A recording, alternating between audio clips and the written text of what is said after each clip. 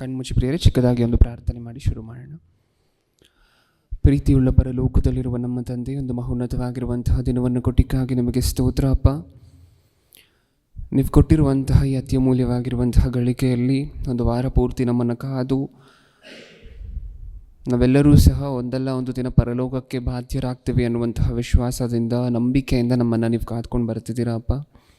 ಆ ನಂಬಿಕೆಯನ್ನು ನಾವು ಉಳಿಸ್ಕೊಳ್ಳುವಂತಹ ಮಕ್ಕಳಾಗಿ, ನೀವು ನಮ್ಮ ಮೇಲಿಟ್ಟಿರುವಂತಹ ಭರವಸೆಯನ್ನು ಉಳಿಸ್ಕೊಳ್ಳುವಂಥವರಾಗಿ ಇಲ್ಲೆಲ್ಲರೂ ಸೇರಿದ್ದೀವಿ ತಂದೆ. ಹೇಳ್ತಿರುವಂತಹ ನನಗೆ ಪರಿಶುದ್ಧಾತ್ಮರ ಸಹಾಯವನ್ನು ಕೇಳ್ತಿರುವಂತಹ ನಿಮ್ಮ ಮಕ್ಕಳಿಗೆ ಅದನ್ನು ಅಂಗೀಕರಿಸಲಿಕ್ಕೆ ಬೇಕಾಗಿರುವಂಥ ವಿವೇಕವನ್ನು, ಸಾತ್ವಿಕತೆಯನ್ನು ದಯಪಾಲಿಸಿ. ನನ್ನ ಪ್ರಾರ್ಥನೆ ಯೇಸು ಕ್ರಿಸ್ತರ ನಾಮದಲ್ಲಿ ಸಮರ್ಪಿಸಿ ಬೇಡಿಕೊಳ್ಳುತ್ತಿದ್ದೇನೆ, ಪರಲೋಕದಲ್ಲಿರುವ ನಮ್ಮ ತಂದೆಗೆ. ಆಮೆನ್. ಪ್ರಿಯರಾದ ದೇವಜನರೇ, ಇವತ್ತು ನಾವು ಆಲೋಚನೆ ಮಾಡ್ತಿರುವಂತಹ ಅಂಶದ ಹೆಸರು ಪಾಪ ಅಂದರೆ ಏನು. ಅಂಶದ ಹೆಸರನ್ನು ಇನ್ನೊಂದು ಸಾರಿ ಹೇಳ್ತಿದ್ದೀನಿ. ಇವತ್ತು ನಾವು ಆಲೋಚನೆ ಮಾಡ್ತಿರುವಂತಹ ಅಂಶದ ಹೆಸರು ಪಾಪ ಅಂದರೆ ಏನು. ಏನು ಪಾಪ ಅಂದರೆ? ಏನಕ್ಕೋಸ್ಕರ ಈ ಅಂಶವನ್ನು ಆಲೋಚನೆ ಮಾಡ್ತಿದ್ದೀವಿ ಇಷ್ಟಕ್ಕೂ? ಪಾಪ ಅಂದರೆ ಏನು ಅಂತ ಹೇಳಿ ನಮಗೆ ಗೊತ್ತಿಲ್ವಾ? ಪಾಪ ಅಂದರೆ ಏನು ಅಂತ ಹೇಳಿ ನಮಗೆ ಗೊತ್ತಿಲ್ವಾ? ಗೊತ್ತು. ಆದರೂ ಸಹ ಮತ್ತೆ ಏನಕ್ಕೋಸ್ಕರ ಆಲೋಚನೆ ಮಾಡ್ತಿದ್ದೀವಿ? ಓಕೆ, ಕ್ರೈಸ್ತ ಸಮಾಜದ ಪರಿಸ್ಥಿತಿ ಹೇಗಿದೆ ಅಂತ ಹೇಳಿದ್ರೆ, ಯಾರಾದರೂ ಒಬ್ಬರು ಸಭೆಗೆ ಹೋಗುವಂಥವರನ್ನು, ಹೊರಗಡೆ ಇರುವಂಥ ಕ್ರೈಸ್ತರನ್ನು ಕರೆದು, ಬ್ರದರ್ ಪಾಪ ಅಂದರೆ ಏನು ಅಂತ ಹೇಳಿ ನೋಡೋಣ ಒಂದು ಸಾರಿ ಅಂತ ಹೇಳಿ ಕೇಳಿ. ಏನೇನು ಹೇಳ್ತಾರೆ? ಪಾಪ ಅಂದರೆ ಏನೇನು ಹೇಳ್ತಾರೆ? 10 ಆಜ್ಞೆಗಳು. ನಿಜನಾ? 10 ಆಜ್ಞೆಗಳಲ್ಲಿ ಏನೇನು ಹೇಳಿದಾರೋ 10 ಆಜ್ಞೆಗಳಲ್ಲಿ ಮೊದಲನೇ 4 ಆಜ್ಞೆಗಳು ದೇವರಿಗೆ ಹಾಗೂ ಸಬ್ಬತ್ ದಿನಕ್ಕೆ ಸೇರಿರುವಂಥವುಗಳು. ನಾನಲ್ಲದೆ ನಿಮಗೆ ಬೇರೆ ದೇವರಿರಬಾರ್ದು, ನನ್ನ ಹೆಸರನ್ನು ನೀವು ಅಯೋಗ್ಯ ಕಾರ್ಯಕ್ಕೋಸ್ಕರ ಎತ್ತಬಾರ್ದು, ಯಾವ ಮೂರ್ತಿಗಳನ್ನು ಮಾಡ್ಕೋಬಾರ್ದು, 4ನೇದು ಸಬ್ಬತ್ ದಿನವನ್ನು ತಪ್ಪದೇ ಆಚರಿಸಬೇಕು. ಇದಿಷ್ಟು ಸಹ ದೇವರಿಗೆ ಮತ್ತು ಸಬ್ಬತ್ ದಿನಕ್ಕೆ ಸಂಬಂಧಪಟ್ಟಿರುವಂಥ ಆಜ್ಞೆಗಳು. ಕೊನೆ 6 ಆಜ್ಞೆಗಳಿದೆಯಲ್ವ, ಅದೇ ನಮ್ಮ ದೃಷ್ಟಿಯಲ್ಲಿ ಪಾಪ. ಹೌದಾ ಇಲ್ವಾ? ಪಾಪ ಅಂದರೆ ಏನು ಅಂತ ಕೇಳಿದ ತಕ್ಷಣ ಆ ಕೊನೆ 6 ಆಜ್ಞೆಗಳು, 10 ಆಜ್ಞೆಗಳಲ್ಲಿ ಕೊನೆ 6 ಆಜ್ಞೆಗಳು: ತಂದೆ ತಾಯಿನ ಸನ್ಮಾನಿಸಬೇಕು, ನರಹತ್ಯೆ ಮಾಡಬಾರ್ದು, ವ್ಯಭಿಚಾರ ಮಾಡಬಾರ್ದು, ಕದಿಯಬಾರದು, ಸುಳ್ಳು ಸಾಕ್ಷಿ ಹೇಳಬಾರ್ದು, ಇನ್ನೊಬ್ಬರ ಸೊತ್ತಿಗೆ ಆಶಿಸಬಾರ್ದು. ಈ 6 ಆಜ್ಞೆಗಳೇ ಅಲ್ವ ನಮಗೆ ನಾರ್ಮಲ್ ಆಗಿ ತಲೆಗೆ ಬರುವಂತಹದ್ದು ಪಾಪ ಅಂದರೆ. ಅದಕ್ಕೋಸ್ಕರ ಯಾರನ್ನು ಕೇಳಿದ್ರು ಪಾಪ ಅಂದರೆ ಏನು ಬ್ರದರ್ ಅಂತ ಹೇಳಿ ಕೇಳಿದರೆ, ಮೋಸ ಮಾಡಬಾರ್ದು ಬ್ರದರ್, ಕಳ್ಳತನ ಮಾಡಬಾರ್ದು, ವ್ಯಭಿಚಾರ ಮಾಡಬಾರ್ದು, ಹೌದಾ, ಈ ರೀತಿಯಾಗಿರುವಂಥವುಗಳೇ ಪಾಪ ಅಂತ ಹೇಳ್ತಾರಲ್ವ ನಾರ್ಮಲಾಗಿ. ಸುಳ್ಳು ಹೇಳಬಾರ್ದು, ಇದೆಲ್ಲವೂ ಪಾಪಗಳೇ. ಇದೆಲ್ಲವೂ ಇವಾಗ ನಾವು ನೋಡಿದಂತಹ ಲಿಸ್ಟಲ್ಲಿರುವಂಥ ಎಲ್ಲವೂ ಸಹ ಪಾಪಗಳೇ, ಇಲ್ಲ ಅಂತ ನಾನು ಖಚಿತವಾಗಿ ಹೇಳ್ತಿಲ್ಲ. ಆದರೆ ಪಾಪ ಅಂದರೆ ಇಷ್ಟೇನಾ? ಪಾಪ ಅಂದರೆ ಇಷ್ಟೇನಾ? ಇಷ್ಟನ್ನು ಮಾಡದೇ ಇದ್ದರೆ ನಾವು ಪರಲೋಕಕ್ಕೆ ಹೋಗ್ತೀವ? ಇಷ್ಟನ್ನು ಇವಾಗ ನಾವೇನು ಆಲೋಚನೆ ಮಾಡಿದ್ವಿ, ಕದಿಯಬಾರದು, ಸುಳ್ಳು ಹೇಳಬಾರ್ದು, ಮೋಸ ಮಾಡಬಾರ್ದು, ಇಷ್ಟನ್ನು ಮಾಡದೇ ಇದ್ದರೆ ಪರಲೋಕಕ್ಕೆ ಹೋಗ್ತೀವ? ಇಷ್ಟನ್ನು ಮಾಡದೇ ಇದ್ದರೆ ನಾವು ಪರಲೋಕಕ್ಕೆ ಹೋಗೋ ಹಂಗಿದ್ದಿದ್ರೆ, ನಮಗಿಂತ ಫಸ್ಟ್ ಯಾರು ಹೋಗ್ತಾರೆ ಪರಲೋಕಕ್ಕೆ? ಈ ಲೋಕದಲ್ಲಿ ನಮಗಿಂತ ಈ ಕೆಲಸ ತಪಸ್ಸಿಗೆಲ್ಲ ಕೂತಿರ್ತೀರ, ನೀವು ನೋಡಿದ್ದೀರಲ್ವ ಪ್ರಿಯರೇ? ಎಲ್ಲವನ್ನು ಬಿಟ್ಟು, ಕುಟುಂಬ ಸಂಸಾರ ಎಲ್ಲವನ್ನು ತ್ಯಜಿಸಿ ಹೋಗಿ ತಪಸ್ಗಳಿಗೆ ಕೂತಿರುವಂಥವ್ರನ್ನ ನೋಡಿದ್ದೀವ? ಆ ಕ್ಯಾಟಗರಿ ಯಾವುದು, ಆ ಸೆಗ್ಮೆಂಟ್ ಯಾವುದು ಅನ್ನುವುದರ ಹೆಸರು ನಮಗೆ ಬೇಡ. ಆದರೆ ಕೇಳಿದ್ದೀವ ಇಲ್ವಾ? ಕುಟುಂಬ ಸಂಸಾರ ಪ್ರತಿಯೊಂದನ್ನು ತ್ಯಜಿಸಿ ಬಿಟ್ಟು, ಇರುವಂಥ ಆಸ್ತಿಯನ್ನು ಪೂರ್ತಿ ತ್ಯಾಗ ಮಾಡಿ, 1 ರೂಪಾಯಿನೂ ಇಲ್ಲದೆ, ದೇಹದ ಮೇಲೆ ಬಟ್ಟೆಯನ್ನೂ ಸಹ ಧರಿಸದೆ, ಕೆಲವು ಕ್ಯಾಟಗರಿ ದೇಹದ ಮೇಲೆ ಬಟ್ಟೆಯನ್ನೂ ಸಹ ಧರಿಸದೆ ತಪಸ್ಸಿಗೆ ಹೋಗಿ ಕೂತ್ಕೊಳ್ಳುವಂತಹದ್ದು, ಅಥವಾ ಒಂದು ಸಂಘಕ್ಕೆ ಹೊರಟೋಗುವಂತಹದ್ದು ನಾವು ನೋಡಿದ್ದೀವಿ. ನಮಗಿಂತ ಫಸ್ಟ್ ಅವರೇ ಅಲ್ವಾ ಹೋಗಬೇಕು? ಒಂದು ವೇಳೆ ಇಷ್ಟು ಮಾತ್ರ ಪಾಪ ಅಂತ ಹೇಳಿದರೆ, ನಮಗಿಂತ ಫಸ್ಟ್ ಯಾರು ಹೋಗ್ಬೇಕು ಪರಲೋಕಕ್ಕೆ? ಅವ್ರು ಹೋಗಬೇಕು. ನಮ್ಮ ಪರಿಸ್ಥಿತಿ ಹೇಗಾಗೋಗಿದೆ ಅಂದರೆ, ಕ್ರೈಸ್ತರ ಪರಿಸ್ಥಿತಿ, ಯೇಸು ಕ್ರಿಸ್ತರು ಒಂದು ಅದ್ಭುತವಾಗಿರುವಂಥ ಎಕ್ಸಾಂಪಲ್ ಕೊಟ್ಟಿದ್ದಾರೆ. ಇದಕ್ಕಿಂತ ಎಕ್ಸಾಂಪಲನ್ನು ಇಡೀ ಪ್ರಪಂಚದಲ್ಲಿ ಯಾರೂ ಸಹ ಕೊಡಲಿಕ್ಕೆ ಆಗೋದಿಲ್ಲ. ಅಷ್ಟೊಂದು ಅತ್ಯುನ್ನತವಾಗಿರುವಂಥ ಎಕ್ಸಾಂಪಲ್ ಕೊಟ್ಟಿದ್ದಾರೆ. ಏನೋ ಎಕ್ಸಾಂಪಲ್ ಅಂತ ಹೇಳಿದ್ರೆ, ಒಂದ್ಸರಿ ಹೇಳ್ತಾರೆ, ಮನುಷ್ಯರು ಎಂಥವರು, ಮೊದಲನೇ ಶತಮಾನದಲ್ಲಿದ್ದಂತಹ ಶಾಸ್ತ್ರಿಗಳು, ಪರಿಸಾಯರೆಲ್ಲ ಎಂಥವರು ಅಂತ ಹೇಳಿದ್ರೆ, ಎಂಥವರು? ಒಂದ್ಸಾರಿ ನೋಡೋಣ. ಮತ್ತಾಯನು ಬರೆದ ಸುವಾರ್ತೆ 23ನೇ ಅಧ್ಯಾಯ. ಮತ್ತಾಯನು ಬರೆದ ಸುವಾರ್ತೆ 23ನೇ ಅಧ್ಯಾಯ 23ನೇ ವಚನ.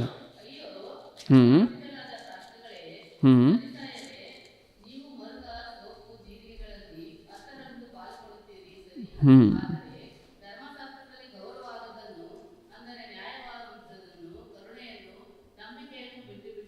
ಹ್ಞೂ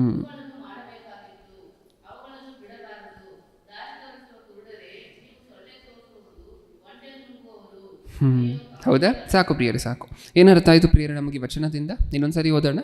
ಅಯ್ಯೋ ಅಂತ ಮಾತಾಡ್ತಿದ್ದಾರೆ ಯೇಸು ಕ್ರಿಸ್ತರು. ಏನಕ್ಕೋಸ್ಕರ ಅಯ್ಯೋ ಅಂತಿದ್ದಾರೆ? ನೀವು ಬರೀ ತಪ್ಪುಗಳು ಪಾಪಗಳು ಅಂದರೆ ಏನು ಅಂದ್ಕೊಂಡಿದ್ದೀರಾ ಇಷ್ಟು ದಿನ? ಅವ್ರೇನು ಅಂದ್ಕೊಂಡಿದ್ರಂತೆ? ಪಾಪಗಳು ಅಂದರೆ ಏನು ಅಂದ್ಕೊಂಡಿದ್ದೀರಾ? ಅಯ್ಯೋ, ನೀವು ಬರೀ ದಶಮಾಂಶ ಕೊಟ್ಟಿಲ್ಲ ಅಂತ ಹೇಳಿದ್ರೆ ಪಾಪ, ಅಂದರೆ ನೀವು ಸಂಪಾದನೆ ಮಾಡಿರುವಂತಹದ್ರಲ್ಲಿ 10% ಕೊಡದೆ ಹೋದರೆ ಪಾಪ, ಸಬ್ಬತ್ ದಿನವನ್ನು ಮಾಡದೇ ಹೋದರೆ ಪಾಪ. ಇಷ್ಟೇ ನಿಮಗೆ ಗೊತ್ತಿರುವಂತಹದ್ದು. ನಿಮ್ಮ ಪರಿಸ್ಥಿತಿಯನ್ನು ನೋಡಿದ್ರೆ ನನಗೇನು ಅನಿಸುತ್ತೆ ಅಂತ ಹೇಳ್ತಿದ್ದಾರೆ? ಏನಂತಿದ್ದಾರೆ? ಅಯ್ಯೋ ಅನಿಸುತ್ತೆ. ಅಂದರೆ ಇಷ್ಟು ಮಾತ್ರ ಅಲ್ವಾ ಪಾಪ? ಆ ಕಾಲದಲ್ಲಿ ದಶಮಾಂಶವನ್ನು ಕೊಡದೇ ಇರುವಂತಹದ್ದು, ಸಬ್ಬತ್ ದಿನವನ್ನು ಆಚರಿಸದೇ ಇರುವಂತಹದ್ದು, ಇಷ್ಟು ಮಾತ್ರ ಅಲ್ವಾ ಪಾಪ? ಅದಕ್ಕೆ ಅವ್ರು ಏನು ಮಾಡ್ತಿದ್ರು ಅಂದರೆ, ಈ ಶಾಸ್ತ್ರಿಗಳು ಪರಿಸರೆಲ್ಲ ಏನು ಮಾಡ್ತಿದ್ರು ಅಂದರೆ 10% ಕೊಡಬೇಕಂತ ಹೇಳಿದಾರಲ್ವ ದೇವರು. ದುಡಿದಿರುವಂತಹದ್ರಲ್ಲಿ 10% ಕೊಡಬೇಕು ಅಂತ ಹೇಳಿದಾರಲ್ವ ದೇವರು. ಅದಕ್ಕೆ ಏನು ಮಾಡ್ತಿದ್ರು ಅಂತ ಹೇಳಿದ್ರೆ, ಜೀರಿಗೆ, ಸೋಪು, ಈ ರೀತಿಯಾಗಿರುವಂತಹ ಚೀಪ್ ಐಟಮ್ಸ್ ಎಲ್ಲ ತೊಗೊಂಡು ಕಮ್ಮಿ ರೇಟಿಗೆ ಜಾಸ್ತಿ ಯಾವ್ದು ಬರುತ್ತೋ ಅದನ್ನು ತೊಗೊಂಡು ಅದರಲ್ಲಿ 10% ಡಿವೈಡ್ ಮಾಡಿ ದೇವರು ಕೊಟ್ಬಿಡುವಂತಹದ್ದು. ಇದನ್ನು ಮಾಡ್ತಾಯಿದ್ರು. ಇದನ್ನು ಕೊಟ್ಟ ನಂತರ ಇವರು ಮನಸ್ಸಲ್ಲಿರುವಂಥ ಅಭಿಪ್ರಾಯ ಏನು? ನಾವು ಪಾಪ ಮಾಡ್ತಿಲ್ಲ. ಯಾಕೆಂದರೆ ಪಾಪ ಅಂದರೆ ಏನು? ಆ ಕಾಲದಲ್ಲಿ ದಶಮಾಂಶವನ್ನು ಕೊಡದೇ ಇರುವಂತಹದ್ದು. ನಾವು ಪಾಪ ಮಾಡ್ತಿಲ್ಲ ಅಂತ ಅಂದ್ಕೊಳ್ಳುವಂತಹ ಇವರ ಸ್ವಭಾವವನ್ನು ನೋಡಿ ಯೇಸು ಕ್ರಿಸ್ತರು ಏನಂತಿದ್ದಾರೆ? ಅಯ್ಯೋ ಕಪಟಿಗಳಾದ ಶಾಸ್ತ್ರಿಗಳೇ, ನೀವೆಂಥವರು ಅಂತ ನಾನು ಹೇಳಲ್ಲ ಅಂತ ಹೇಳ್ತಿದ್ದಾರೆ ಯೇಸು ಕ್ರಿಸ್ತರು. ಏನಂತಿದ್ದಾರೆ? ಸೊಳ್ಳೆಯನ್ನು ಸೋಸುವವರು, ಒಂಟೆಯನ್ನು ನುಂಗುವವರು. ಫಸ್ಟ್ ಸೋಸಿದ್ರೆ ಯಾವುದನ್ನು ಸೋಸಬೇಕು? ಯಾವುದನ್ನು ಸೋಸಬೇಕು? ಒಂಟೆ ಜಾಸ್ತಿ ದೊಡ್ಡದಾ, ಸೊಳ್ಳೆ ಜಾಸ್ತಿ ದೊಡ್ಡದಾ? ಹೌದಾ? ಫಸ್ಟ್ ಆ ಫಿಲ್ಟ್ರಲ್ಲಿ ಯಾವ್ದು ಸಿಕ್ಕಬೇಕು? ಒಂಟೆ ಸಿಕ್ಕಬೇಕು, ಆಮೇಲೂ ಸೊಳ್ಳೆನೂ ಸಿಕ್ಕಬೇಕು. ಸೊಳ್ಳೆ ಏನು ಹೆಲ್ದಿ ಆಗಿರುವಂತಹದ್ದಲ್ಲ. ಅದನ್ನೇ ಹೇಳ್ತಿದ್ದಾರೆ. ನಾವೆಂಥವರು ಅಂದರೆ ನಮಗೂ ಸೇರಿಸಿ ಹೇಳ್ತಿರುವಂತಹ ಮಾತು ನಮ್ಮೆಲ್ಲರಿಗೂ, ಕ್ರೈಸ್ತ ಸಮಾಜದಲ್ಲಿರುವಂತಹ ಎಲ್ಲರಿಗೂ ಏನಂತೆ? ನಾವೆಂಥವರಂತೆ? ಸೊಳ್ಳೆ ಸೋಸುವವರು, ಒಂಟೆ ನುಂಗುವವರು. ನಾವು ಅಂದ್ಕೊಳ್ತಿರುವಂತಹದ್ದು ನಾವು ಪಾಪ ಮಾಡುತ್ತಿಲ್ಲ ಅಂತ. ದೇವರಂತಿದ್ದಾರೆ, ಫಸ್ಟ್ ಮಗನೇ ಪಾಪ ಅಂದರೆ ಏನು ಅಂತ ತಿಳ್ಕೊಂಬ ಹೋಗು ಅಂತ ಹೇಳ್ತಿದ್ದಾರೆ. ಹೌದಾ? ಇವರು ಹಂಗೆ ಅಂದ್ಕೊಂಡಿದ್ದಾರೆ. ಪಾಪ ಅಂದರೆ ಏನು? ದಶಮಾಂಶ ಕೊಡದೇ ಇರುವಂತಹದ್ದು ಪಾಪ. ಈಗ ನಾವು ದಶಮಾಂಶ ಕೊಟ್ಬಿಟ್ರೆ, ನಮ್ಮ ಮನೇಲಿ ಜೀರಿಗೆ ತಂದುಬಿಟ್ಟು 100 ಗ್ರಾಮು 10 ಗ್ರಾಮ್ ದೇವ್ರಿಗೆ ಕೊಟ್ಬಿಟ್ರೆ ಆಗೋಯ್ತಲ್ವ?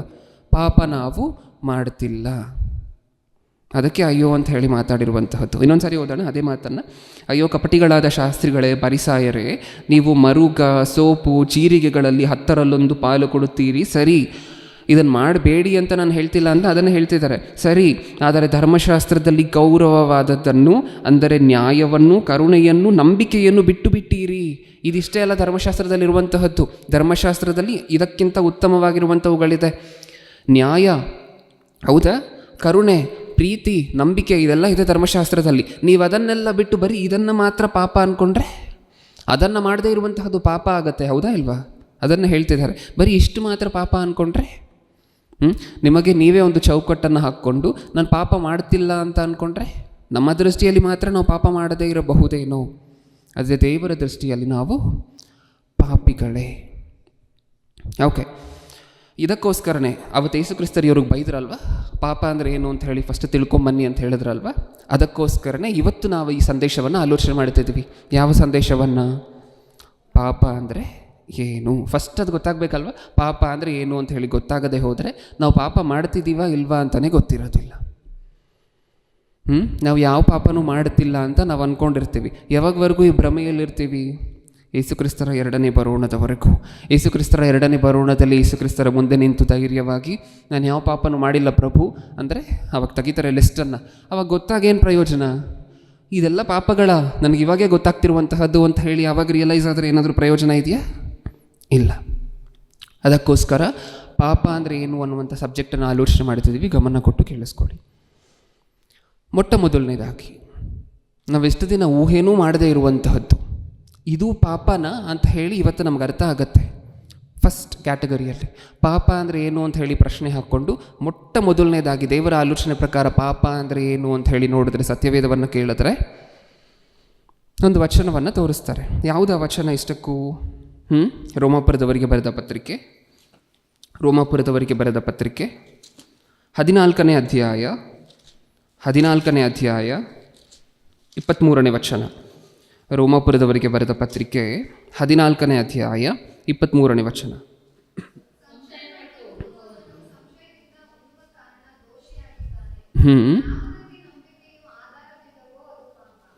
ಯಾವುದಕ್ಕೆ ನಂಬಿಕೆಯು ಆಧಾರವಿಲ್ಲವೋ ಅದು ಏನಂತೆ?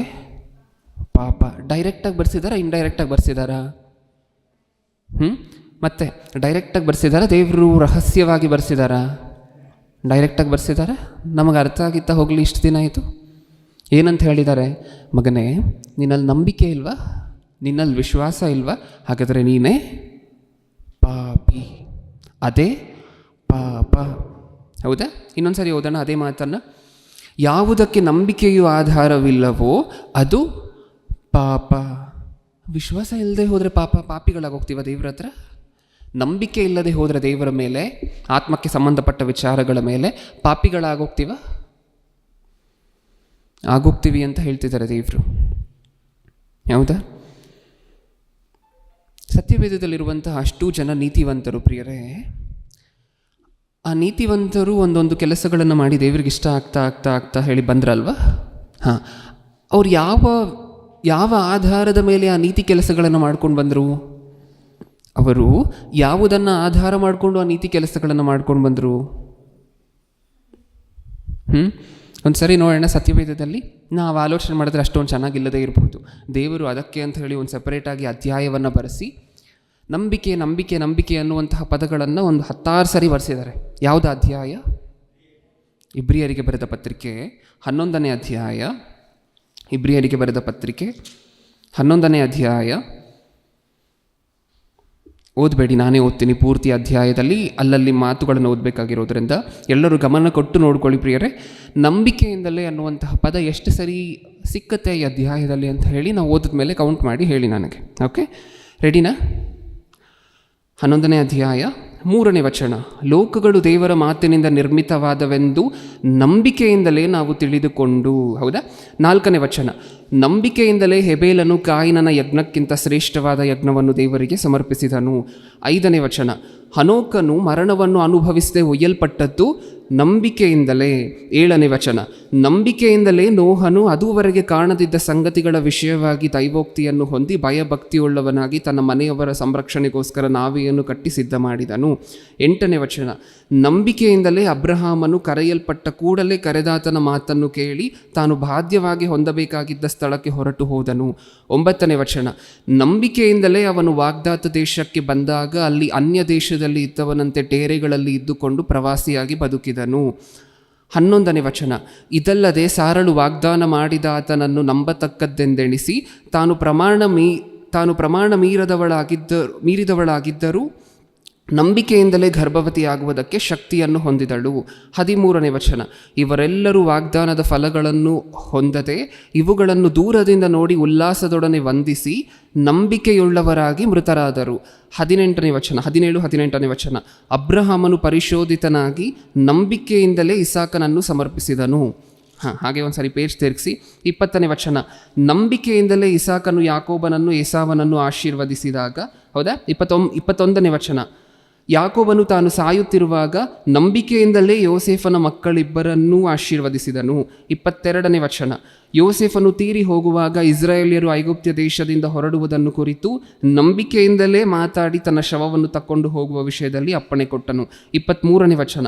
ಮೋಶೆ ಹುಟ್ಟಿದಾಗ ಅವನ ತಂದೆ ತಾಯಿಗಳು ಕೂಸು ಸುಂದರವಾಗಿದೆ ಎಂದು ನೋಡಿ ಅರಸನ ಅಪ್ಪಣೆಗೆ ಭಯಪಡದೆ ನಂಬಿಕೆಯಿಂದಲೇ ಅವನನ್ನು 3 ತಿಂಗಳು ಬಚ್ಚಿಟ್ಟರು. 24ನೇ ವಚನ.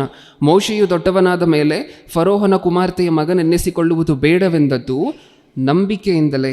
27ನೇ ವಚನ. ಅವನು ಅರಸನ ರೌದ್ರಕ್ಕೆ ಭಯಪಡದೆ ಐಗುಪ್ತ ದೇಶವನ್ನು ಬಿಟ್ಟು ಹೋದದ್ದು ನಂಬಿಕೆಯಿಂದಲೇ. 28ನೇ ವಚನ. ಚೊಚ್ಚಲ ಮಕ್ಕಳನ್ನು ಸಂಹರಿಸುವವನು ಇಸ್ರಾಯೇಲಿಯರನ್ನು ಮುಟ್ಟದಂತೆ ಅವನು ಪಸ್ಕವೆಂಬ ಊಟವನ್ನು ರಕ್ತಪ್ರೋಕ್ಷಚಾರವನ್ನು ನೇಮಿಸಿದ್ದು ನಂಬಿಕೆಯಿಂದಲೇ. 29ನೇ ವಚನ, ನಂಬಿಕೆಯಿಂದಲೇ ಇಸ್ರಾಯೇಲಿಯರು ಕೆಂಪು ಸಮುದ್ರವನ್ನು ಒಣಭೂಮಿಯನ್ನು ದಾಟುವಂತೆ ದಾಟಿದರು. 30ನೇ ವಚನ, ನಂಬಿಕೆಯಿಂದಲೇ ಅವರು 7 ದಿವಸಗಳ ತನಕ ಯೆರಿಕೋ ಪಟ್ಟಣದ ಗೋಡೆಗಳನ್ನು ಸುತ್ತಿದ ಮೇಲೆ ಅವು ಬಿದ್ದವು. 31ನೇ ವಚನ, ನಂಬಿಕೆಯಿಂದಲೇ ರಾಹಬಳೆಂಬ ಸೂಳೆಯು ಗೂಢಚಾರರನ್ನು ಸಮಾಧಾನವಾಗಿ ಸೇರಿಸಿಕೊಂಡು ನಂಬದವರೊಂದಿಗೆ ನಾಶವಾಗಲಿಲ್ಲ. 33ನೇ ವಚನ, ನಂಬಿಕೆಯ ಮೂಲಕ ಅವರು ರಾಜ್ಯಗಳನ್ನು ಸ್ವಾಧೀನ ಮಾಡಿಕೊಂಡರು. ಹೌದಾ? 39ನೇ ವಚನ, ಇವರೆಲ್ಲರೂ ನಂಬಿಕೆಯ ಮೂಲಕ ಒಳ್ಳೆಯ ಹೆಸರನ್ನು ಸಂಪಾದಿಸಿಕೊಂಡಿದ್ದರು. ಏನರ್ಥ ಆಯಿತು ನಮಗಿದರಿಂದ? ನೀತಿವಂತರೆಲ್ಲ ದೇವರ ಹತ್ರ ಒಳ್ಳೆ ಹೆಸರು ತೊಗೊಂಡಿದ್ದು ಯಾವುದರಿಂದ ಅಂತೆ? ಪಾಪ ಮಾಡಿಲ್ಲ ಅಂತ ಹೇಳಿ ನೀತಿವಂತರಾದ್ರೆ ಇವರು? ಪಾಪ ಮಾಡಿಲ್ಲ ಅಂತ ಹೇಳಿ ನೀತಿವಂತರಾದ್ರೆ?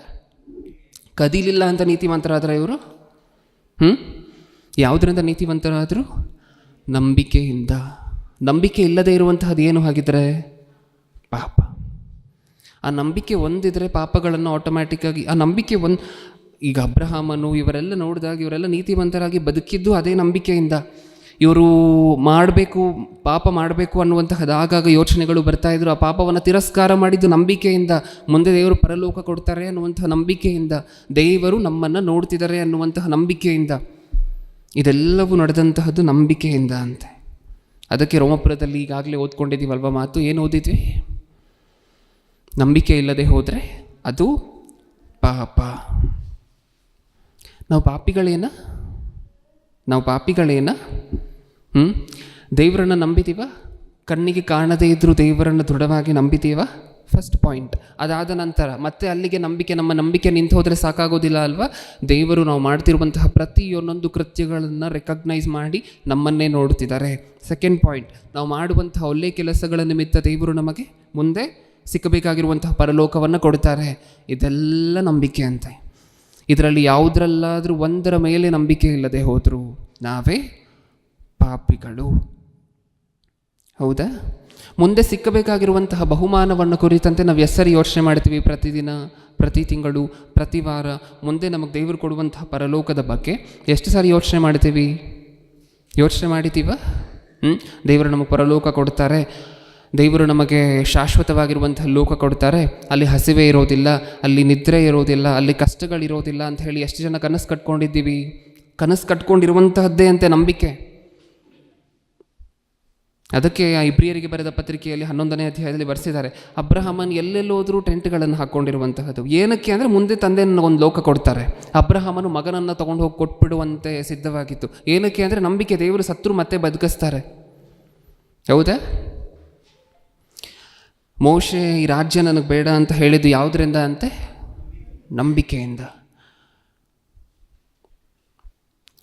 ಏನರ್ಥ ಆಗುತ್ತೆ ಪ್ರಿಯರೇ ನಮಗಿದನ್ನು ನೋಡಿದಾಗ?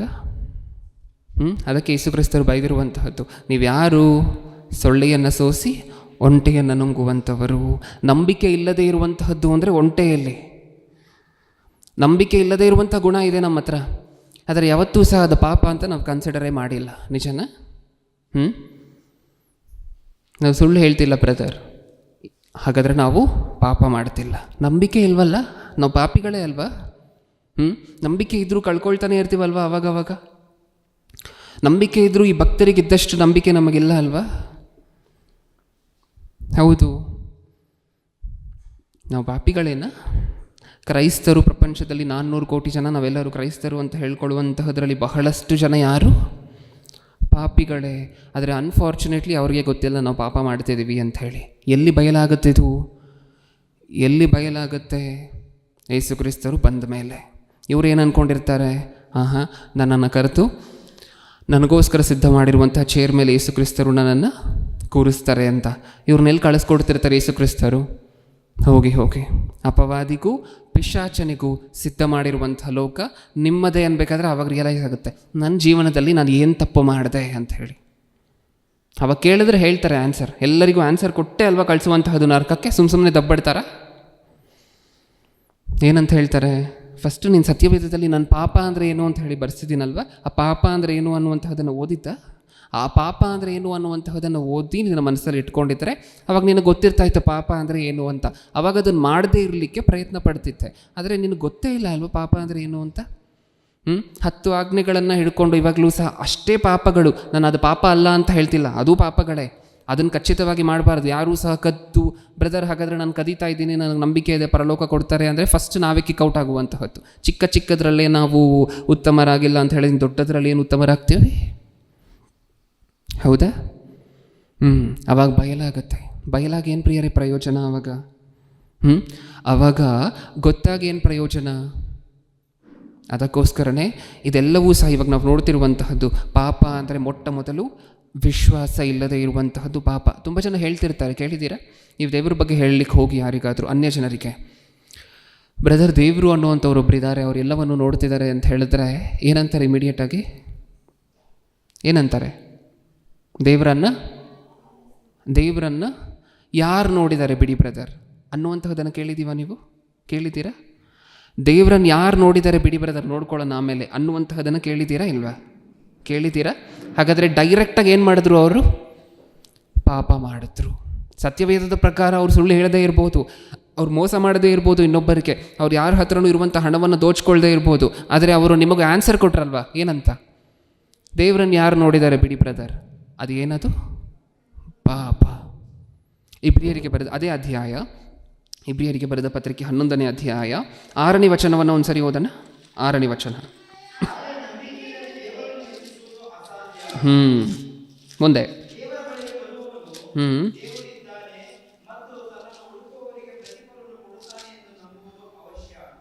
ಏನೇನು ನಂಬೇಕಂತ ದೇವ್ರ ಹತ್ರ ಬಂದರೆ? ಆದರೆ ನಂಬಿಕೆ ಇಲ್ಲದೆ ದೇವರನ್ನು ಮೆಚ್ಚಿಸುವುದು ಅಸಾಧ್ಯ. ದೇವರ ಬಳಿಗೆ ಬರುವವನು ಏನೇನು ನಂಬೇಕು? ದೇವರು ಇದ್ದಾನೆ. ಫಸ್ಟ್ ದೇವರಿದ್ದಾರೆ ಅಂತ ಹೇಳಿ ನಂಬೇಕು. ದೇವರು ಕಣ್ಣು ಕಾಣಿಸೋದಿಲ್ಲ ಆದರೂ ದೇವರಿದ್ದಾರೆ ಅಂತ ನಂಬೇಕು. ದೇವರು ಕಣ್ಣು ಕಾಣಿಸೋದಿಲ್ಲ ಆದರೂ ದೇವರು ನಮ್ಮನ್ನು ನೋಡ್ತಿದ್ದಾರೆ ಅಂತ ನಂಬೇಕು. ನಮ್ಮ ಪಾಪಗಳನ್ನು ಲೆಕ್ಕಿಸ್ತಿದ್ದಾರೆ ಅಂತ ನಂಬೇಕು. ಹೌದಾ? ಮುಂದೆ ದೇವರು ಇದ್ದಾನೆ ಮತ್ತು ತನ್ನನ್ನು ಹುಡುಕುವವರಿಗೆ ಪ್ರತಿಫಲವನ್ನು ಕೊಡುತ್ತಾನೆ ಎಂದು ನಂಬುವುದು ಅವಶ್ಯಕತೆ ಅಂದರೆ ಏನು? ಎಸೆನ್ಷಿಯಲ್, ನೆಸಸರಿಯಾಗಿ ಬೇಕಾಗಿರುವಂತಹದ್ದು. ಅದು ಬೇಕೇ ಬೇಕು, ಅದಿಲ್ಲದೇ ಇದ್ದರೆ ಆಗೋದಿಲ್ಲ. ಅದನ್ನೇ ಇಲ್ಲಿ ಹೇಳ್ತಿದ್ದಾರೆ. ನಾವು ದೇವರಿಗೋಸ್ಕರ ಏನಾದರೂ ಮಾಡಿದ್ರೆ ಅದಕ್ಕೆ ಖಚಿತವಾಗಿ ದೇವರು ಪ್ರತಿಫಲ ಕೊಡ್ತಾರೆ ಅಂತ ನಂಬಬೇಕು. ಫಸ್ಟ್ ದೇವರು ಇದ್ದಾರೆ ಅಂತ ನಂಬಬೇಕು. ಎರಡನೇದಾಗಿ ನಾವು ಮಾಡುವಂತಹ ಎಲ್ಲ ಕೆಲಸಗಳಿಗೂ ದೇವರು ಪ್ರತಿಫಲವನ್ನು ಕೊಡ್ತಾರೆ. ದೇವರನ್ನು ನಂಬಿ ಬ್ರದರ್. ಯಾರು ನೋಡಿದ್ದಾರೆ ದೇವರನ್ನು? ನೀವು ನೋಡಿದ್ದೀರಾ? ಇರುವಂತಹದ್ದು ಒಂದೇ ಜೀವನ ಬ್ರದರ್, ಎಂಜಾಯ್ ಮಾಡಬೇಕು ಚೆನ್ನಾಗಿ. ಸತ್ತ ನಂತರ ಏನಾಗುತ್ತೆ ಅಂತ ಯಾರಾದರೂ ನೋಡಿದಾರಾ? ತೋರಿಸ್ತೀರಾ? ಪರಲೋಕ ತೋರಿಸಿ ನೋಡೋಣ, ಪಾತಾಳ ತೋರಿಸಿ ನೋಡೋಣ ಒಂದ್ಸಾರಿ. ಈ ಪ್ರಶ್ನೆಗಳೆಲ್ಲ ಹಾಕುವಂಥವರನ್ನು ನೋಡಿದ್ದೀರಾ? ಇವರೇ ಫಸ್ಟ್ ಕ್ಯಾಟಗರಿಯಲ್ಲಿ ನಿಂತು ನರಕಕ್ಕೆ ಹೋಗುವಂಥವರು. ಯಾಕೆ? ನಂಬಿಕೆ ಇಲ್ವಲ್ಲ ಇವರಿಗೆ. ನಂಬಿಕೆ ಇಲ್ವಲ್ಲ. ದೇವರನ್ನು ನಂಬ್ತಾ ಇಲ್ಲ, ಪರಲೋಕವನ್ನು ನಂಬ್ತಿಲ್ಲ, ಪಾತಾಳವನ್ನು ನಂಬ್ತಿಲ್ಲ, ದೇವರು ಇವರು ಮಾಡಿರುವಂಥ ಕೆಲಸಕ್ಕೆ ಪ್ರತಿಫಲ ಕೊಡ್ತಾರೆ ಅಂತ ನಂಬ್ತಿಲ್ಲ. ಇವಾಗ ಹೇಳಿ, ಪಾಪ ಅಂದರೆ ಏನು? ಅದು ಒಂದಷ್ಟೇ. ನಂಬಿಕೆ ಇಲ್ಲದೆ ಇರುವಂತಹದ್ದು ಅಂದರೆ ಅದರಲ್ಲಿ ಒಂದು ಪಾರ್ಟ್ ಅಷ್ಟೇ. ಇನ್ನು ಮುಂದೆ ನೋಡ್ತಾ ಹೋಗೋಣ ಪಾಪ ಅಂದರೆ ಏನು ಅಂತ ಹೇಳಿ. ಎರಡನೇದಾಗಿ ಪಾಪ ಅಂದರೆ ಇನ್ನೂ ಏನೇನು ನಮಗೆ ಗೊತ್ತಿಲ್ಲದೆ ಇರುವಂತಹದ್ದು, ನಾವು ಸಾಧಾರಣವಾಗಿ ಸತ್ಯವೇದದಲ್ಲಿ ಓದದೇ ಇರುವಂತಹ ವಿಚಾರಗಳು. ಯಾಕೋಬನ ಪತ್ರಿಕೆ 4ನೇ ಅಧ್ಯಾಯ, ಯಾಕೋಬನ ಪತ್ರಿಕೆ 4ನೇ ಅಧ್ಯಾಯ 17ನೇ ವಚನ.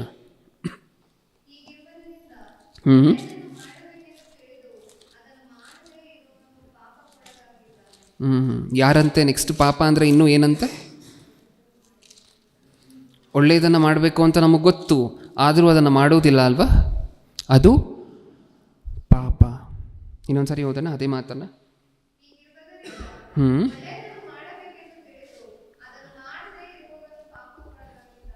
ಹೀಗಿರುವುದರಿಂದ ಒಳ್ಳೆಯದನ್ನು ಮಾಡಬೇಕೆಂದು ತಿಳಿದು ಅದನ್ನು ಮಾಡದೇ ಇರುವವನು ಪಾಪಕ್ಕೊಳಗಾಗಿದ್ದಾನೆ.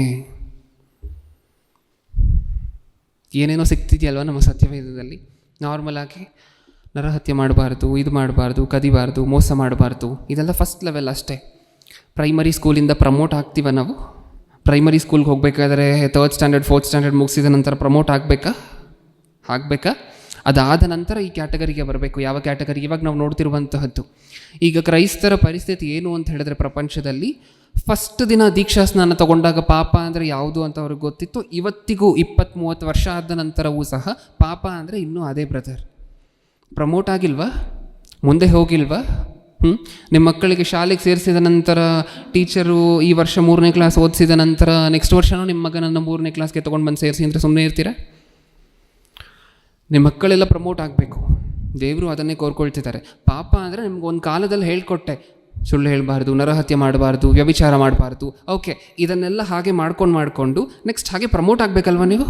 ಪಾಪ ಅಂದರೆ ಇನ್ನೂ ಏನು ಅಂತ ಹೇಳಿ ಒಂದು ಬ್ರಾಡರ್ ಡೆಫಿನೇಷನ್ ಗೊತ್ತಾಗಬೇಕಲ್ವ? ನಂಬಿಕೆ ಇಲ್ಲದೇ ಇರುವಂತಹದ್ದು ಪಾಪ ಅಂತ ನೋಡಿದ್ದೀವಿ. ಈ ವಚನದಲ್ಲಿ ಏನು ನೋಡಿದ್ವಿ?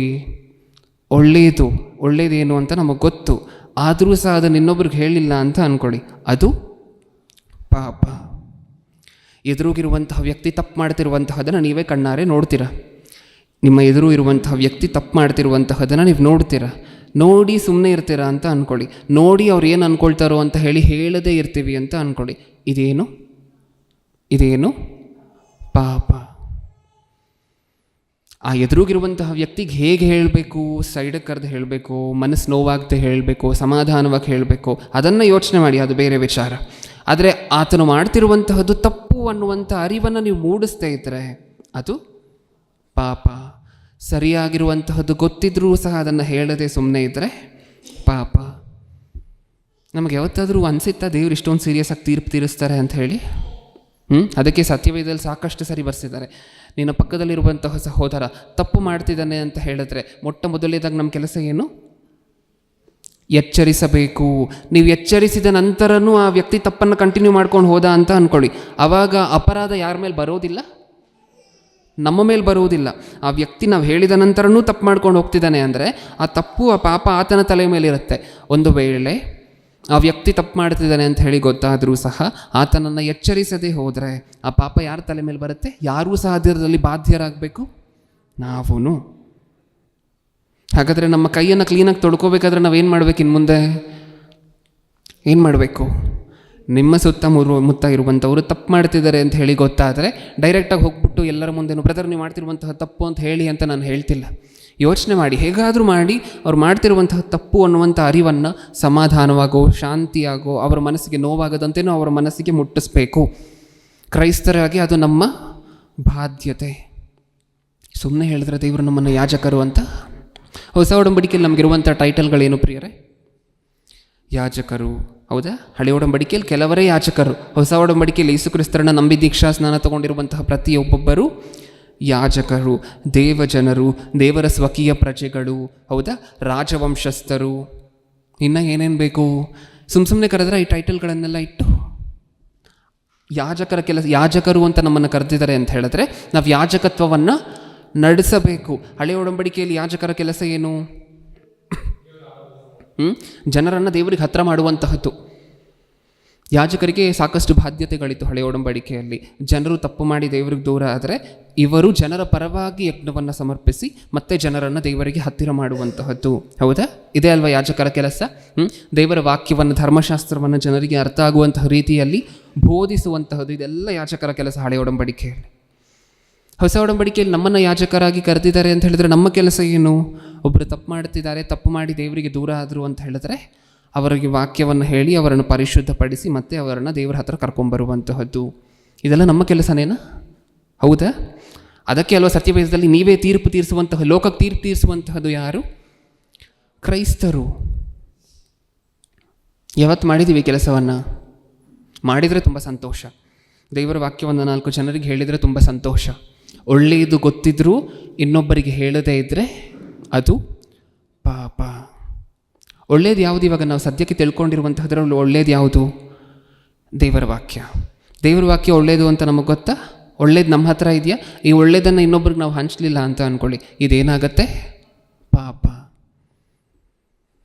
ಪಾಪಗಳಲ್ಲಿ ಲೆವೆಲ್ಸ್. ಮೊದಲನೇದಾಗಿ ಚಿಕ್ಕ ಮಕ್ಕಳಿರಬೇಕಾದ್ರೆ ದೇವರು ಹೇಳ್ಕೊಟ್ರು, ನರಹತ್ಯೆ ಮಾಡಬಾರ್ದು, ಕಳ್ಳತನ ಮಾಡಬಾರ್ದು, ಪರರ ಸೊತ್ತನ್ನು ಆಶಿಸಬಾರ್ದು, ದೋಚ್ಕೋಬಾರ್ದು ಅಂತ ಹೇಳ್ಕೊಟ್ರು. ಅಲ್ಲೇ ಇದ್ಬಿಟ್ರೆ ಅಷ್ಟೇ ಪಾಪಗಳು ಅಂತ ಹೇಳಿ ಅಲ್ಲೇ ಸುತ್ತಾಡ್ಕೊಂಡಿದ್ಬಿಟ್ರೆ ಪ್ರಮೋಟ್ ಆಗಬೇಕಲ್ವ? ಅದಕ್ಕೆ ಇವಾಗ ಹೇಳ್ಕೊಡ್ತಿದ್ದಾರೆ. ಇಷ್ಟು ಮಾತ್ರ ಅಲ್ಲ, ಇಷ್ಟನ್ನು ಮಾಡದೇ ಇರುವಂತಹದರ ಜೊತೆಯಲ್ಲಿ ಇನ್ನೂ ಏನೇನು ಮಾಡಬಾರ್ದು? ನಂಬಿಕೆ ಇಲ್ಲದೆ ಇರಬಾರ್ದು. ಇನ್ನು ನೆಕ್ಸ್ಟ್ ಸ್ಟೇಜಿಗೆ ಹೋಗು. ನೆಕ್ಸ್ಟ್ ಸ್ಟೇಜಲ್ಲಿ ಇನ್ನೂ ಏನು ಹೇಳ್ಕೊಡ್ತಿದ್ದಾರೆ? ಒಳ್ಳೇದು ನಿನಗೆ ಗೊತ್ತಿತ್ತು, ನೀನು ಅದನ್ನು ಇನ್ನೊಬ್ಬರಿಗೆ ಹೇಳದೆ ಹೋದರೆ ಅದು ತಪ್ಪು, ಪಾಪ. ಹೌದಾ? ಆಮೇಲೆ ರಿಯಲೈಸ್ ಆಗಿ ಏನು ಪ್ರಯೋಜನ ಪ್ರಿಯರೇ? ಆಮೇಲೆ ರಿಯಲೈಸ್ ಆಗಿ ಏನು ಪ್ರಯೋಜನ? ಯೇಸು ಕ್ರಿಸ್ತರ ಎರಡನೇ ಬರೋಣದಲ್ಲಿ ಮತ್ತೆ ಸೀನ್ ಹೇಗಿರುತ್ತೆ? ಪ್ರಭು, ನಾನು ಏನೂ ತಪ್ಪನ್ನು ಮಾಡಿಲ್ಲ ಪ್ರಭು, ನೀನೇನು ತಪ್ಪನ್ನು ಮಾಡಿಲ್ಲ, ನಿಜ, ನಾನೇನು ಪಾಪವನ್ನು ಮಾಡಿಲ್ಲ. ಹೌದಾ? ಹೌದು, ನೀನು ಪಾಪ ಮಾಡಿಲ್ಲ, ನಿಜ. ಆದರೆ ನಿನ್ನ ಪಕ್ಕದಲ್ಲಿ ಒಬ್ಬ ಸಹೋದರ ಪಾಪ ಮಾಡ್ತಿದ್ದ, ನಿನಗೆ ಗೊತ್ತಾ? ಅವನು ಮಾಡಿದ್ರೆ ನನಗೇನಾಗಬೇಕು? ಆತನು ತಪ್ಪು ಮಾಡಿದ್ರೆ ನನ್ನ ತಲೆ ಮೇಲೆ ಹೇಗೆ ಬರುತ್ತೆ? ಆತನು ತಪ್ಪು ಮಾಡಿದ್ರೆ ನೀನು ಆತನನ್ನು ಪ್ರಶ್ನೆ ಮಾಡಬೇಕು ಅಂತ ದೇವರು ಮುಂದೆ ಕೇಳಿದ್ರೆ ಏನು ಹೇಳ್ತಾರೆ? ಓದಿಲ್ವಾ ನಾನು ಬರೆಸಿರುವಂತಹ ಯಾಕೋಬನ ಪತ್ರಿಕೆ 4ನೇ ಅಧ್ಯಾಯದಲ್ಲಿರುವಂತಹ ಮಾತು? ಏನು ಹೇಳಿದ್ದೆ? ಒಳ್ಳೆಯದು ನಿನಗೆ ಗೊತ್ತಿತ್ತು, ನಿನ್ನ ಪಕ್ಕದಲ್ಲಿರುವಂಥ ಸಹೋದರನಿಗೆ ಹೇಳದೆ ಹೋದರೆ ಅದು ನಿನ್ನ ತಪ್ಪು. ಒಂದು ವೇಳೆ ನೀನು ಹೇಳಿನೂ ಸಹ ವ್ಯಕ್ತಿ ಕೇಳದೆ ತನ್ನ ಪಾಪವನ್ನು ಮುಂದುವರಿಸಿದ್ರೆ ಅದು ನಿನ್ನ ತಲೆ ಮೇಲೆ ಬರೋದಿಲ್ಲ. ಆದರೆ ಹೇಳಬೇಕಾಗಿರುವಂತಹದ್ದು ಯಾರ ಕರ್ತವ್ಯ? ನಿನ್ನ ಕರ್ತವ್ಯ. ಎರಡನೇದಾಗಿ ಪಾಪ ಅಂದರೆ ಏನು ಅಂತ ಗೊತ್ತಾಯ್ತಾ? 2 ವಿಚಾರಗಳು ಗೊತ್ತಾಯಿತು ನಮಗೆ. ಇನ್ನು ಮೂರನೇದಾಗಿ ಯೋಹಾನನ ಮೊದಲನೇ ಪತ್ರಿಕೆ, ಇದೆಲ್ಲ ನಮಗೆ ಗೊತ್ತಿರುವಂತಹ ವಚನ. ಈ ವಚನ ಯೋಹಾನನ ಮೊದಲನೇ ಪತ್ರಿಕೆ 3ನೇ ಅಧ್ಯಾಯ, ಯೋಹಾನನ ಮೊದಲನೇ ಪತ್ರಿಕೆ 3ನೇ ಅಧ್ಯಾಯ 4ನೇ ವಚನ.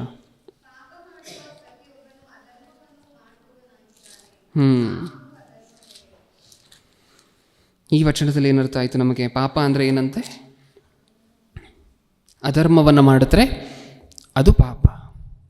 ಹೌದಾ? ಇನ್ನೊಂದು ಸರಿ ಓದೋಣ ಇದೇ ಮಾತನ್ನು.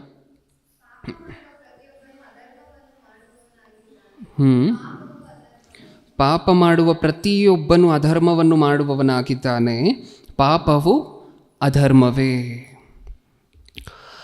ಧರ್ಮ ಅಂದರೆ ಏನು ಪ್ರಿಯರೇ? ಧರ್ಮ ಅಂದರೆ ಏನು? ಧರ್ಮ ಅಂದರೆ ಏನು? ಸತ್ಯವೇದದಲ್ಲಿ ದೇವರು ನಮಗೇನು ಕೊಟ್ಟಿದ್ದಾರೋ ಇದೇ ಧರ್ಮ. ಹೌದಾ? ನಮಗೆ ಕ್ರೈಸ್ತರಿಗೆ ಧರ್ಮ ಅಂದರೆ ಯಾವುದು? ಸತ್ಯವೇದದಲ್ಲಿ ದೇವರು ಕೊಟ್ಟಿರುವಂತಹ ಮಾತುಗಳು. ಈ ದೇವರ ಆಜ್ಞೆಯನ್ನು ಮೀರಿದ್ರೆ ಏನಂತೆ? ಅದು ಪಾಪ. ಇದಕ್ಕೆ ಬೆಸ್ಟ್ ಎಕ್ಸಾಂಪಲ್ ಅಂತ ಹೇಳಿದ್ರೆ ಆದಾಮ್ ಅವರ ವಿಚಾರ. ಹೌದಾ? ಆದಾಮ್ ಅವರು ಕಳ್ತನ ಮಾಡಿದ್ರೆ ಯಾರ ಮನೇಲಾದರೂ? ಕಳ್ಳತನ ಮಾಡಿದ್ರೆ ಯಾರ ಮನೇಲಾದರೂ? ಹೋಗಲಿ, ಯಾರ ಮನೆ ಆದರೂ ಇತ್ತ ಕಳ್ತನ ಮಾಡೋಕ್ಕೆ? ಇವರಿಬ್ಬರು ಬಿಟ್ಟರೆ ಬೇರೆ ಯಾರಾದರೂ ಇದರ ಪ್ರಪಂಚದಲ್ಲಿ ಪ್ರಾರಂಭದಲ್ಲಿ ಇಲ್ಲ. ವ್ಯಭಿಚಾರ ಮಾಡಿದ್ರೆ ಇಲ್ಲ. ಮೋಸ ಮಾಡಿದ್ರೆ ಯಾರಿಗಾದ್ರೂ ಮೋಸ ಮಾಡಿದ್ರೆ? ಮೋಸ ಮಾಡಲಿಕ್ಕೆ ಯಾರೂ ಇರಲಿಲ್ಲ ಅಲ್ವಾ? ಮತ್ತೆ ಇಲ್ಲ. ಇವರೇ ಇನ್ನೂ ಮೋಸ ಹೋದರು, ಇನ್ಫ್ಯಾಕ್ಟ್ ಹೇಳಬೇಕು ಅಂತ ಹೇಳಿದ್ರೆ. ಹಾಗಾದರೆ ನಮಗೇನು ಅರ್ಥ ಆಯಿತು ಇದನ್ನೆಲ್ಲ ನೋಡಬೇಕಾದ್ರೆ? ಇವರು ಕಳ್ಳತನ ಮಾಡಿಲ್ಲ, ಇವರು ಮೋಸ ಮಾಡಿಲ್ಲ, ಇವ್ರು ಯಾರನ್ನೂ ಸಹ ದೂಷಿಸಲಿಲ್ಲ, ಇವರು ತಂದೆ ತಾಯಿಗೆ ವಿರುದ್ಧವಾಗಿ ನಡೆದಿಲ್ಲ, ಆದರೂ ಇವರು ಪಾಪಿಗಳು ಅಂತ ಹೇಳಿ ತೀರ್ಪು ಹೊಂದಿದ್ರ ದೇವರ ಕಡೆಯಿಂದ? ಹೌದು. ಹೋಗಲಿ, ಕಾಯಿನನ್ನು ಏಬೇಲನನ್ನು ಕೊಂದಂತೆ ಏನಾದರೂ ಕೊಲೆ ಮಾಡಿದ್ರೆ? ಇಲ್ಲ. ಮಾಡಿದ್ದೆಲ್ಲ ಏನು? ಹಣ್ಣು ತಿಂದರು. ಹೇಳಿ ಪ್ರಿಯರೇ, ಹಣ್ಣು ತಿನ್ನುವಂತಹದ್ದು ಪಾಪನ? ಹಣ್ಣು ತಿನ್ನುವಂತಹದ್ದು ಪಾಪನ? ಹಾಗಾದರೆ ನಾವು ಎಷ್ಟು ಹಣ್ಣು ತಿಂದಿರಬೇಕು ಚಿಕ್ಕ ವಯಸ್ಸಿನಿಂದ? ಪಾಪನ ಅದು? ಅಲ್ಲ. ದೇವರು ತಿನ್ನಬೇಡ ಅಂತ ಹೇಳಿದಾಗ ತಿಂದರೆ ಅದು ತಪ್ಪು. ಅದೇ ಅಲ್ವಾ ನಮ್ಗೆ ಅರ್ಥ ಆಗಿದ್ದು? ಅದರಿಂದ ಏನು ಅರ್ಥ ಆಯಿತು ನಮಗೆ? ಧರ್ಮವನ್ನು ಮೀರುವಂತಹದ್ದು ಅಂದರೆ ಏನು? ದೇವರ ಮಾತನ್ನು ಮೀರುವಂತಹದ್ದು. ದೇವರು ಏನು ಹೇಳಿದರು? ತಿನ್ನಬೇಡ ಅಂತ ಹೇಳಿದರು. ಹಣ್ಣು ತಿನ್ನುವಂತಹದ್ದು ಸಾಧಾರಣವಾಗಿ ತಪ್ಪಲ್ಲ. ದೇವರು ತಿನ್ನಬೇಡ ಅಂತ ಹೇಳಿದಾಗ ಅದನ್ನು ತಿನ್ನುವಂತಹದ್ದು ತಪ್ಪು. ಅದನ್ನೇ ಅಲ್ವಾ ಅವ್ರು ಮಾಡಿತ್ತು? ಎಷ್ಟು ಜನಕ್ಕೆ ಗೊತ್ತಿದ್ದು ಕ್ರೈಸ್ತ ಪ್ರಪಂಚದಲ್ಲಿ? ಭಾನುವಾರ ಒಂದು ದಿನ ನೀಟಾಗಿ ಸಭೆಗೆ ಹೋಗಿ ಕಾಣಿಕೆಯನ್ನು ಸಮರ್ಪಿಸಿ 1-2-3 ಹಾಡನ್ನು ಹಾಡಿ 15 ನಿಮಿಷ ಪ್ರಸಂಗವನ್ನು ಕೇಳಿ ಮನೆಗೆ ಬಂದ ನಂತರ ಪಾಪ ಅಂದರೆ ಏನು ಅಂತ ಹೇಳಿ ಒಂದ್ಸರಿ ಎಬ್ಬರಿಸಿ ಕೇಳಿ, ಏನು ಹೇಳ್ತಾರೆ? ಪಾಪ ಅಂದರೆ ಕದಿಯುವಂತಹದ್ದು, ಪಾಪ ಅಂದರೆ ಸುಳ್ಳು ಹೇಳುವಂತಹದ್ದು, ಪಾಪ ಅಂದರೆ ತಂದೆ ತಾಯಿಗೆ ಗೌರವ ಕೊಡದೇ ಇರುವಂತಹದ್ದು. ಇದೆಲ್ಲ ಪಾಪನೇ, ನಿಜ, ಹೌದು. ಆದರೆ ನಾವು ಇಷ್ಟನ್ನು ಮಾತ್ರ ಮಾಡ್ಕೊಂಡು ನಾವು ಪರಿಶುದ್ಧರ ಅಂತ ಹೇಳಿದ್ರೆ ಯೇಸು ಕ್ರಿಸ್ತರು ಏನಂದರು? ನೀವೇ ಸೊಳ್ಳೆ ಸೋಸಿ ಒಂಟೆಯನ್ನು ನುಂಗುವಂಥವರು. ಪಾಪ ಅಂದರೆ ಇನ್ನೂ ಏನೇನಿದೆ? ಪಾಪ ಅನ್ನುವಂತಹ ಡೆಫಿನಿಷನ್ ಇಲ್ಲಿ ಇನ್ನೂ ಏನೇನಿದೆ? ನಂಬಿಕೆ ಇಲ್ಲದೇ ಇರುವಂತಹದ್ದು ಪಾಪ. ನೆಕ್ಸ್ಟ್ ಅದಾದ ನಂತರ ಏನು ನೋಡಿದ್ವಿ? ಒಳ್ಳೆಯದು ಗೊತ್ತು ನಮಗೆ, ಇದು ಒಳ್ಳೆಯದು ಅಂತ ಗೊತ್ತು, ಎದುರುಗಿರುವಂಥ ವ್ಯಕ್ತಿ ತಪ್ಪು ಮಾಡ್ತಿದ್ದಾನೆ ಅಂತ ಹೇಳಿ ಗೊತ್ತು, ಅದನ್ನು ಹೇಳದೇ ಇದ್ದರೆ ಅದು ಪಾಪ. ಎಷ್ಟೊಂದು ಸಿವಿಯರ್ ಆಗಿ ಜಡ್ಜ್ ಮಾಡ್ತಿದ್ದಾರೆ ದೇವರು. ಗೊತ್ತಿಲ್ಲದೆ ಸಾಕಷ್ಟು ತಪ್ಪು ಮಾಡಿರ್ತೀವ. ಈಗಾಗಲೇ ನಮಗೆ ಗೊತ್ತಿಲ್ಲದೆ ನಮ್ಮ ಅರಿವಿಲ್ಲದೆ ಸಾಕಷ್ಟು ಸರಿ ಪಾಪಗಳನ್ನು ಮಾಡಿದ್ದೀವ. ನಂಬಿಕೆಯನ್ನು ಎಷ್ಟು ಸರಿ ಕಳ್ಕೊಂಡಿದ್ದೀವಿ ದೇವ್ರ ಹತ್ರ? ದೇವರ ಮೇಲೆ ನಮಗಿರುವಂತಹ ನಂಬಿಕೆಯನ್ನು ಎಷ್ಟು ಸರಿ ಕಳ್ಕೊಂಡಿದ್ದೀವಿ? ಅಬ್ರಹಾಮನಿಗೆ ದೇವರೊಂದು ಮಾತು ಹೇಳಿದ್ರೆ, ನಿನ್ನ ಮಗನನ್ನು ಏನು ಮಾಡಬೇಕು? ಬಲಿ ಕೊಡಬೇಕು. ಅಬ್ರಹಾಮನು ನಾನು ಬಲಿ ಕೊಡೋದಿಲ್ಲ ಅಂದಿದ್ದಿದ್ರೆ ಅಬ್ರಹಾಮನ್ ಏನು ಮಾಡ್ದಂಗೆ? ಪಾಪನ ಕೊಲೆ ಮಾಡಿದ್ರೆ ಯಾರನ್ನಾದರೂ? ತನ್ನ ಮಗನನ್ನು ಬಲಿ ಕೊಡುವಂತಹದ್ದು ಬಿಡುವಂತಹ ತನ್ನಿಷ್ಟ ಅಲ್ವಾ? ತನ್ನ ಮಗನನ್ನು ತಾನು ಬಲಿ ಕೊಡುವಂತಹದ್ದು ಬಿಡುವಂತಹದ್ದು ತನ್ನಿಷ್ಟ ಅಲ್ವಾ? ಅದರ ದೇವರ ಆ ಆ್ಯಂಗಲಲ್ಲಿ ಜಡ್ಜ್ ಮಾಡ್ತಿಲ್ಲ. ನಾನು ಹೇಳುವಂತಹದ್ದು ನೀನು ಮಾಡ್ತಿದ್ಯಾ? ನನ್ನ ಮೇಲೆ ನಿನಗಿರುವಂತಹ ನಂಬಿಕೆ ಎಷ್ಟು?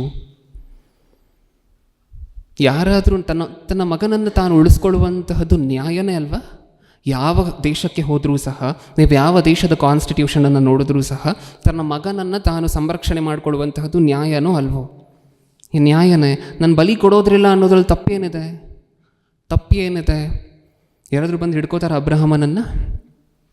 ಆದರೆ ದೇವರು ಮಾತ್ರ ಹಿಡ್ಕೊತಿದ್ದಾರೆ. ನೀನು ನಂಬಿಕೆ ಕಳ್ಕೊಂಡಲ್ವ ನನ್ನ ಮೇಲೆ? ಇದು ದೇವರ ಲೆಕ್ಕ. ಅದಕ್ಕೋಸ್ಕರನೇ ಒಂದೊಂದು ಸಾರಿ ಇದನ್ನೆಲ್ಲ ನೋಡ್ತಿರ್ಬೇಕಾದ್ರೆ ಭಯ ಆಗುತ್ತಲ್ವ ಪ್ರಿಯರೇ? ಯಾಕೆ? ನಮ್ಮ ಜೀವನ ಒಂದೊಂದು ದಿನ, ಒಂದೊಂದು ವಾರ, ಒಂದೊಂದು ತಿಂಗಳು ಕಳೆದು ಹೋಗ್ತಿದೆ. ನಾವು ಅಂದ್ಕೊಂಡಿದ್ದೀವಿ ನಮ್ಮನ್ನು ಒಂದಾನೊಂದು ದಿನ ದೇವರು ಪರಲೋಕಕ್ಕೆ ಕರ್ಕೊಳ್ತಾರೆ ಅಂತ ಹೇಳಿ. ಬಿಟ್ಬಿಟ್ರೆ ಏನು ಪ್ರಯೋಜನ? ನಮಗೆ ಗೊತ್ತಿಲ್ಲದೆ ಇರುವಂಥ ವಿಚಾರ ಸತ್ಯವೇದದಲ್ಲಿದ್ದು ಅದನ್ನು ಓದದೆ ನಂಬಿಕೆ ಕಳ್ಕೊಳ್ಳುವಂತಹದ್ದು ಪಾಪ ಅಂತ ಹೇಳಿ ಸತ್ಯವೇದದಲ್ಲಿ ಸ್ಪಷ್ಟವಾಗಿ ಡೈರೆಕ್ಟಾಗಿ ಬರ್ಸಿದ್ದಾರೆ. ಅದನ್ನು ರಹಸ್ಯಾಕಾರವಾಗಿ ಏನಾದರೂ ಬರ್ಸಿದ್ದಾರೆ ದೇವರು? ಇಲ್ಲ, ಸ್ಪಷ್ಟವಾಗಿ ಬರ್ಸಿದ್ದಾರೆ. ನಂಬಿಕೆ ಇಲ್ವಾ? ಹಾಗಿದ್ರೆ ಅದು ಪಾಪ. ಒಳ್ಳೆಯದು ಗೊತ್ತಿದ್ರೂ ಸಹ ಅದನ್ನು ಇನ್ನೊಬ್ರಿಗೆ ಹೇಳ್ತಿಲ್ವಾ? ಅದು ಪಾಪ ಅಂತ ಸ್ಪಷ್ಟವಾಗಿ ಬರ್ಸಿದ್ದಾರೆ. ಇದರಲ್ಲಿ ಯಾವುದಾದ್ರೂ ಒಂದು 2-3 ಮೇನ್ ಆಗಿರುವಂತಹ ವಿಚಾರಗಳನ್ನು ಮಿಸ್ ಮಾಡಿ ಹೋಗಿ ನ್ಯಾಯ ವಿಚಾರಣೆಯಲ್ಲಿ ನಿಂತ್ಕೊಂಡ್ರೆ ಏನು ಗತಿ? ಏನು ಪರಿಸ್ಥಿತಿ? ಇಷ್ಟು ದಿನ ಬದುಕಿರುವಂತಹದ್ದು ಪೂರ್ತಿ ಭಕ್ತಿಯ ಜೀವನ ಎಲ್ಲ ವ್ಯರ್ಥ ಆಗೋಗುತ್ತಲ್ವ? ಅದಕ್ಕೋಸ್ಕರನೇ ಸತ್ಯವೇದದಲ್ಲಿ ಬಿಡದೆ ಹುಡುಕಿ ಒಂದೊಂದು ಸಾಲು, ಒಂದೊಂದು ಅಕ್ಷರವೂ ಸಹ ಗಮನ ಕೊಟ್ಟು ಏನಕ್ಕೋಸ್ಕರ ಓದಬೇಕಂದ್ರೆ ಇದಕ್ಕೋಸ್ಕರ. ನಮಗೆ ಗೊತ್ತಿರೋದಿಲ್ಲ. ಎದುರೋಗಿರುವಂಥ ವ್ಯಕ್ತಿ ತಪ್ಪು ಮಾಡ್ತಿದ್ರು, ಈ ವ್ಯಕ್ತಿಗೆ ಯಾರು ಹೇಳ್ತಾರೆ ಬ್ರದರ್? ಆ ವ್ಯಕ್ತಿಗೆ ಎಷ್ಟು ಹೇಳಿದ್ರು ಕೇಳೋದಿಲ್ಲ ಬ್ರದರ್. ಹೌದಾ? ನಮ್ಮ ಬಾಯಲ್ಲಿ ಆಗಾಗ ಬರ್ತಿರುತ್ತೆ ಈ ಮಾತು. ಪಕ್ಕದಲ್ಲಿರುವಂಥ ವ್ಯಕ್ತಿ ತಪ್ಪು ಮಾಡ್ತಿರ್ತಾರೆ, 3ನೇ ವ್ಯಕ್ತಿ ಹೇಳ್ತಾರೆ, ನೀವು ಜೊತೆಲೇ ಇರ್ತೀರಲ್ವ, ಏನಕ್ಕೋಸ್ಕರ ಹೇಳ್ತಿಲ್ಲ ಅಂದರೆ ನಾವೇನಂತೀವಿ? ಈ ವ್ಯಕ್ತಿಗೆ ಎಷ್ಟು ಹೇಳಿದ್ರು ಕೇಳೋದಿಲ್ಲ ಬ್ರದರ್. ವೇಸ್ಟ್ ಬ್ರದರ್, ಈ ವ್ಯಕ್ತಿಗೆ ಹೇಳುವಂತಹದ್ದೇ ವೇಸ್ಟ್. ದೇವ್ರು ಏನಂತಿದ್ದಾರೆ? ನಿನಗೊಳ್ಳೆಯದು ಗೊತ್ತು, ಆ ವ್ಯಕ್ತಿಗೆ ನೀನು ಹೇಳಲಿಲ್ಲ, ನೀನು ನನ್ನ ದೃಷ್ಟಿಯಲ್ಲಿ ಆ ವ್ಯಕ್ತಿಗೆ ಸಮಾನವಾಗಿರುವಂತಹ ಪಾಪಿ. 3 ವಿಚಾರಗಳನ್ನು ನೋಡಿದ್ದೀವ. ಮೊದಲನೇದಾಗಿ ನಂಬಿಕೆ ಇಲ್ಲದೆ ಇರುವಂತಹದ್ದು, 2ನೇದಾಗಿ ಒಳ್ಳೆಯದು ಗೊತ್ತಿದ್ರೂ ಸಹ ಹೇಳದೇ ಇರುವಂತಹದ್ದು, 3ನೇದಾಗಿ ಧರ್ಮವನ್ನು, ದೇವರ ಮಾತನ್ನು ಮೀರಿ ನಡೆಯುವಂತಹದ್ದು. ಅದು ಸರ್ವೇ ಸಾಮಾನ್ಯವಾಗಿ ಪಾಪ ಅಲ್ಲದೇ ಇರಬಹುದು. ಯಾವುದು? ದೇವರ ಮಾತನ್ನು ಮೀರಿ ನಡೆಯುವಂತಹದ್ದು ಲೋಕದ ದೃಷ್ಟಿಯಲ್ಲಿ ಪಾಪ ಅಲ್ಲ. ದೇವರೇನು ಹೇಳ್ಕೊಟ್ಟಿದ್ದಾರೆ ಹೇಳಿ ಪ್ರಿಯರೇ? ದೇವರೇನು ಹೇಳ್ಕೊಟ್ಟಿದ್ದಾರೆ? ಪ್ರತಿದಿನ ನನ್ನ ಸಹವಾಸದಲ್ಲಿ ಇರಬೇಕು ಅಂತ ಹೇಳ್ಕೊಟ್ಟಿದ್ದಾರೆ. ವಾಕ್ಯಕ್ಕೆ ಪ್ರಥಮ ಸ್ಥಾನ ಕೊಡಬೇಕು ಅಂತ ಹೇಳ್ಕೊಟ್ಟಿದ್ದಾರಾ ಇಲ್ವಾ? ಹೇಳ್ಕೊಟ್ಟಿದ್ದಾರೆ. ವಾಕ್ಯಕ್ಕೆ ಪ್ರಥಮ ಸ್ಥಾನ ಕೊಡದೆ ಹೋದರೆ ಪೊಲೀಸವರು ಬಂದು ಅರೆಸ್ಟ್ ಮಾಡ್ತಾರೆ? ಅರೆಸ್ಟ್ ಮಾಡೋದಿಲ್ಲ. ನಾನು ಅದನ್ನು ಹೇಳ್ತಿದ್ದೀನಿ. ದೇವರ ಆಜ್ಞೆಯನ್ನು ಮೀರುವಂತಹದ್ದು ತಪ್ಪು. ಆ ದೇವರು ಕೊಟ್ಟಿರುವಂಥ ಆಜ್ಞೆಗಳು ಲೋಕದ ದೃಷ್ಟಿಯಲ್ಲಿ ಪಾಪಗಳಲ್ಲದೇ ಇರಬಹುದು. ನಾವು ಸತ್ಯವೇದ ಡೈಲಿ ಹೋದರೆ ಯಾರೂ ಅರೆಸ್ಟ್ ಮಾಡೋದಿಲ್ಲ ಬಂತು. ನಾವು ಪ್ರಸಂಗಗಳನ್ನು ಪ್ರತಿದಿನ ಕೇಳದೆ ಹೋದರೆ ಯಾರೂ ಅರೆಸ್ಟ್ ಮಾಡೋದಿಲ್ಲ ಬಂತು. ಸಂಘಕ್ಕೆ ಪ್ರತಿ ವಾರನೂ ಬಂದು ಸಹವಾಸದಲ್ಲಿ ಪಾಲ್ಗೊಳ್ಳದೆ ಹೋದರೆ ಯಾರೂ ಅರೆಸ್ಟ್ ಮಾಡೋದಿಲ್ಲ ಬಂತು. ಹೌದಾ? ಸುಳ್ಳು ಹೇಳಿದ್ರೆ ಯಾರಿಗೂ ಗೊತ್ತಾಗೋದಿಲ್ಲ. ನಾವು ಸುಳ್ಳು ಹೇಳಿದ್ರೆ ನಮಗೆ ಮಾತ್ರ ಗೊತ್ತಿರುತ್ತೆ ಅನ್ನೊಂದು ವಿಚಾರದಲ್ಲಿ. ಯಾರೂ ಅರೆಸ್ಟ್ ಮಾಡೋದಿಲ್ಲ. ಆದರೆ ಅದು ದೇವರ ಆಜ್ಞೆಗೆ ವಿರುದ್ಧವಾಗಿರುವಂತಹದ್ದು, ಅದು ತಪ್ಪು, ಅದು ಪಾಪ. ಸುತ್ತ ಇರುವಂಥವರ ದೃಷ್ಟಿಯಲ್ಲಿ ನಾವು ನೀತಿವಂತರಾಗಿರಬಹುದು, ಆದರೆ ದೇವರು ನಮ್ಮನ್ನು ಜಡ್ಜ್ ಮಾಡ್ತಿರುವಂತಹದ್ದು ಬೇರೆ ದೃಷ್ಟಿಯಲ್ಲಿ, ಬೇರೆ ಆ್ಯಂಗಲಲ್ಲಿ. ಅದು ಗೊತ್ತಾಗುವಂತಹದ್ದು ಅವತ್ತು ನ್ಯಾಯ ವಿಚಾರಣೆಯ ದಿನದಲ್ಲಿ. ಓಕೆ, ಇನ್ನು 4ನೇ ವಿಚಾರ, ನಮ್ಮ ಅರಿವಿಲ್ಲದೇನೆ ಇದು ಪಾಪ ಅಂತ ಹೇಳಿ ಇವತ್ತು ನಾವು ನೋಡಿದ್ರೆ ಸರ್ಪ್ರೈಸ್ ಆಗ್ತೀವಿ. ನೋಡೋಣ ಆ ವಚನವನ್ನು. ಯಾಕೋಬನ ಪತ್ರಿಕೆ, ಯೋಹಾನನ ಮೊದಲನೇ ಪತ್ರಿಕೆ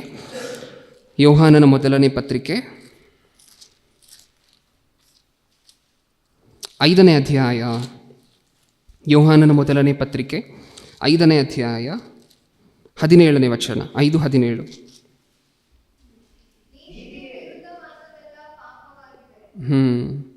ನೀತಿಗೆ ವಿರುದ್ಧವಾಗಿರುವಂತಹದ್ದೆಲ್ಲ ಏನಂತೆ? ಪಾಪ. ನೀತಿಗೆ ವಿರುದ್ಧವಾಗಿರುವಂತಹದ್ದು ಅಂದರೆ ಏನು? ನೆನ್ಪಿಟ್ಕೊಳ್ಳಿ, 4ನೇ ವಿಚಾರದಲ್ಲಿ ಇದ್ದೀವಿ. 4ನೇದಾಗಿ ಪಾಪ ಅಂದರೆ ಏನು ಅಂತ ಹೇಳಿ ನೋಡ್ತಿದ್ದೀವಿ. ಇದನ್ನು ಹಾಗೆ ಇಟ್ಕೊಳ್ಳಿ. ರೋಮಾಪುರದವರಿಗೆ ಬರೆದ ಪತ್ರಿಕೆ 1ನೇ ಅಧ್ಯಾಯ 18ನೇ ವಚನ. 1:18. ದುಷ್ಟತನವನ್ನು ನಡೆಸಿ ನೀತಿಗೆ ವಿರುದ್ಧವಾಗಿರುವಂತಹದ್ದು ಪಾಪ ಅಂತ ದೇವರು ಹೇಳಿದ್ರೆ, ಹಾಗಾದರೆ ನೀತಿಗೆ ವಿರುದ್ಧವಾಗಿರುವಂತಹದ್ದು ಅಂದರೆ ಏನು ಅಂತ ಹೇಳಿ ದೇವರ ಹತ್ರ ಪ್ರಶ್ನೆ ಕೇಳಿದ್ರೆ ಏನು ಹೇಳ್ತಿದ್ದಾರೆ? ದುಷ್ಟತನವನ್ನು ನಡೆಸಿ ಸತ್ಯವನ್ನು ಅಣಗಿಸುವವರಾದ ಮನುಷ್ಯರ ಎಲ್ಲ ವಿಧವಾದ ಭಕ್ತಿಹೀನತೆಯ ಮೇಲೆಯೂ ದುಷ್ಟತನದ ಮೇಲೆಯೂ ದೇವರ ಕೋಪವು ಪರಲೋಕದಿಂದ ತೋರಿ ಬರುತ್ತದೆ. ನೀತಿಗೆ ವಿರುದ್ಧವಾಗಿರುವಂತಹದ್ದು ಅಂದರೆ ಏನು? ದೇವರ ವಾಕ್ಯವನ್ನು ಅಣಗಿಸುವಂತಹ ಪ್ರಯತ್ನ. ಹೌದಾ? ನೀತಿ ಅಂದರೆ ದೇವರ ವಾಕ್ಯ. ಅದಕ್ಕೆ ವಿರುದ್ಧವಾಗಿರುವಂತಹದ್ದು ಅಂದರೆ ಸತ್ಯವನ್ನು ನಿಲ್ಲಿಸುವಂತಹದ್ದು, ಸತ್ಯವನ್ನು ತಡೆ ಹಿಡಿಯುವಂತಹದ್ದು, ಸತ್ಯವನ್ನು ಅಣಗಿಸುವಂತಹ ಪ್ರಯತ್ನ. ಇನ್ನೊಂದು ಸರಿ ಓದೋಣ ಇದೇ ಮಾತನ್ನು. ದುಷ್ಟತನವನ್ನು ನಡೆಸಿ ಸತ್ಯವನ್ನು ಅಣಗಿಸುವವರಾದ ಮನುಷ್ಯರ ಎಲ್ಲ ವಿಧವಾದ. ನಾರ್ಮಲ್ ಆಗಿ ಇದು ಸಹ ಇದು ಪಾಪ ಅಂತ ಹೇಳಿ ಸಾಧಾರಣವಾಗಿ ಕ್ರೈಸ್ತರು ಹೊರಗಡೆ ಗುರುತಿಸುವುದಿಲ್ಲ. ಯಾವುದು?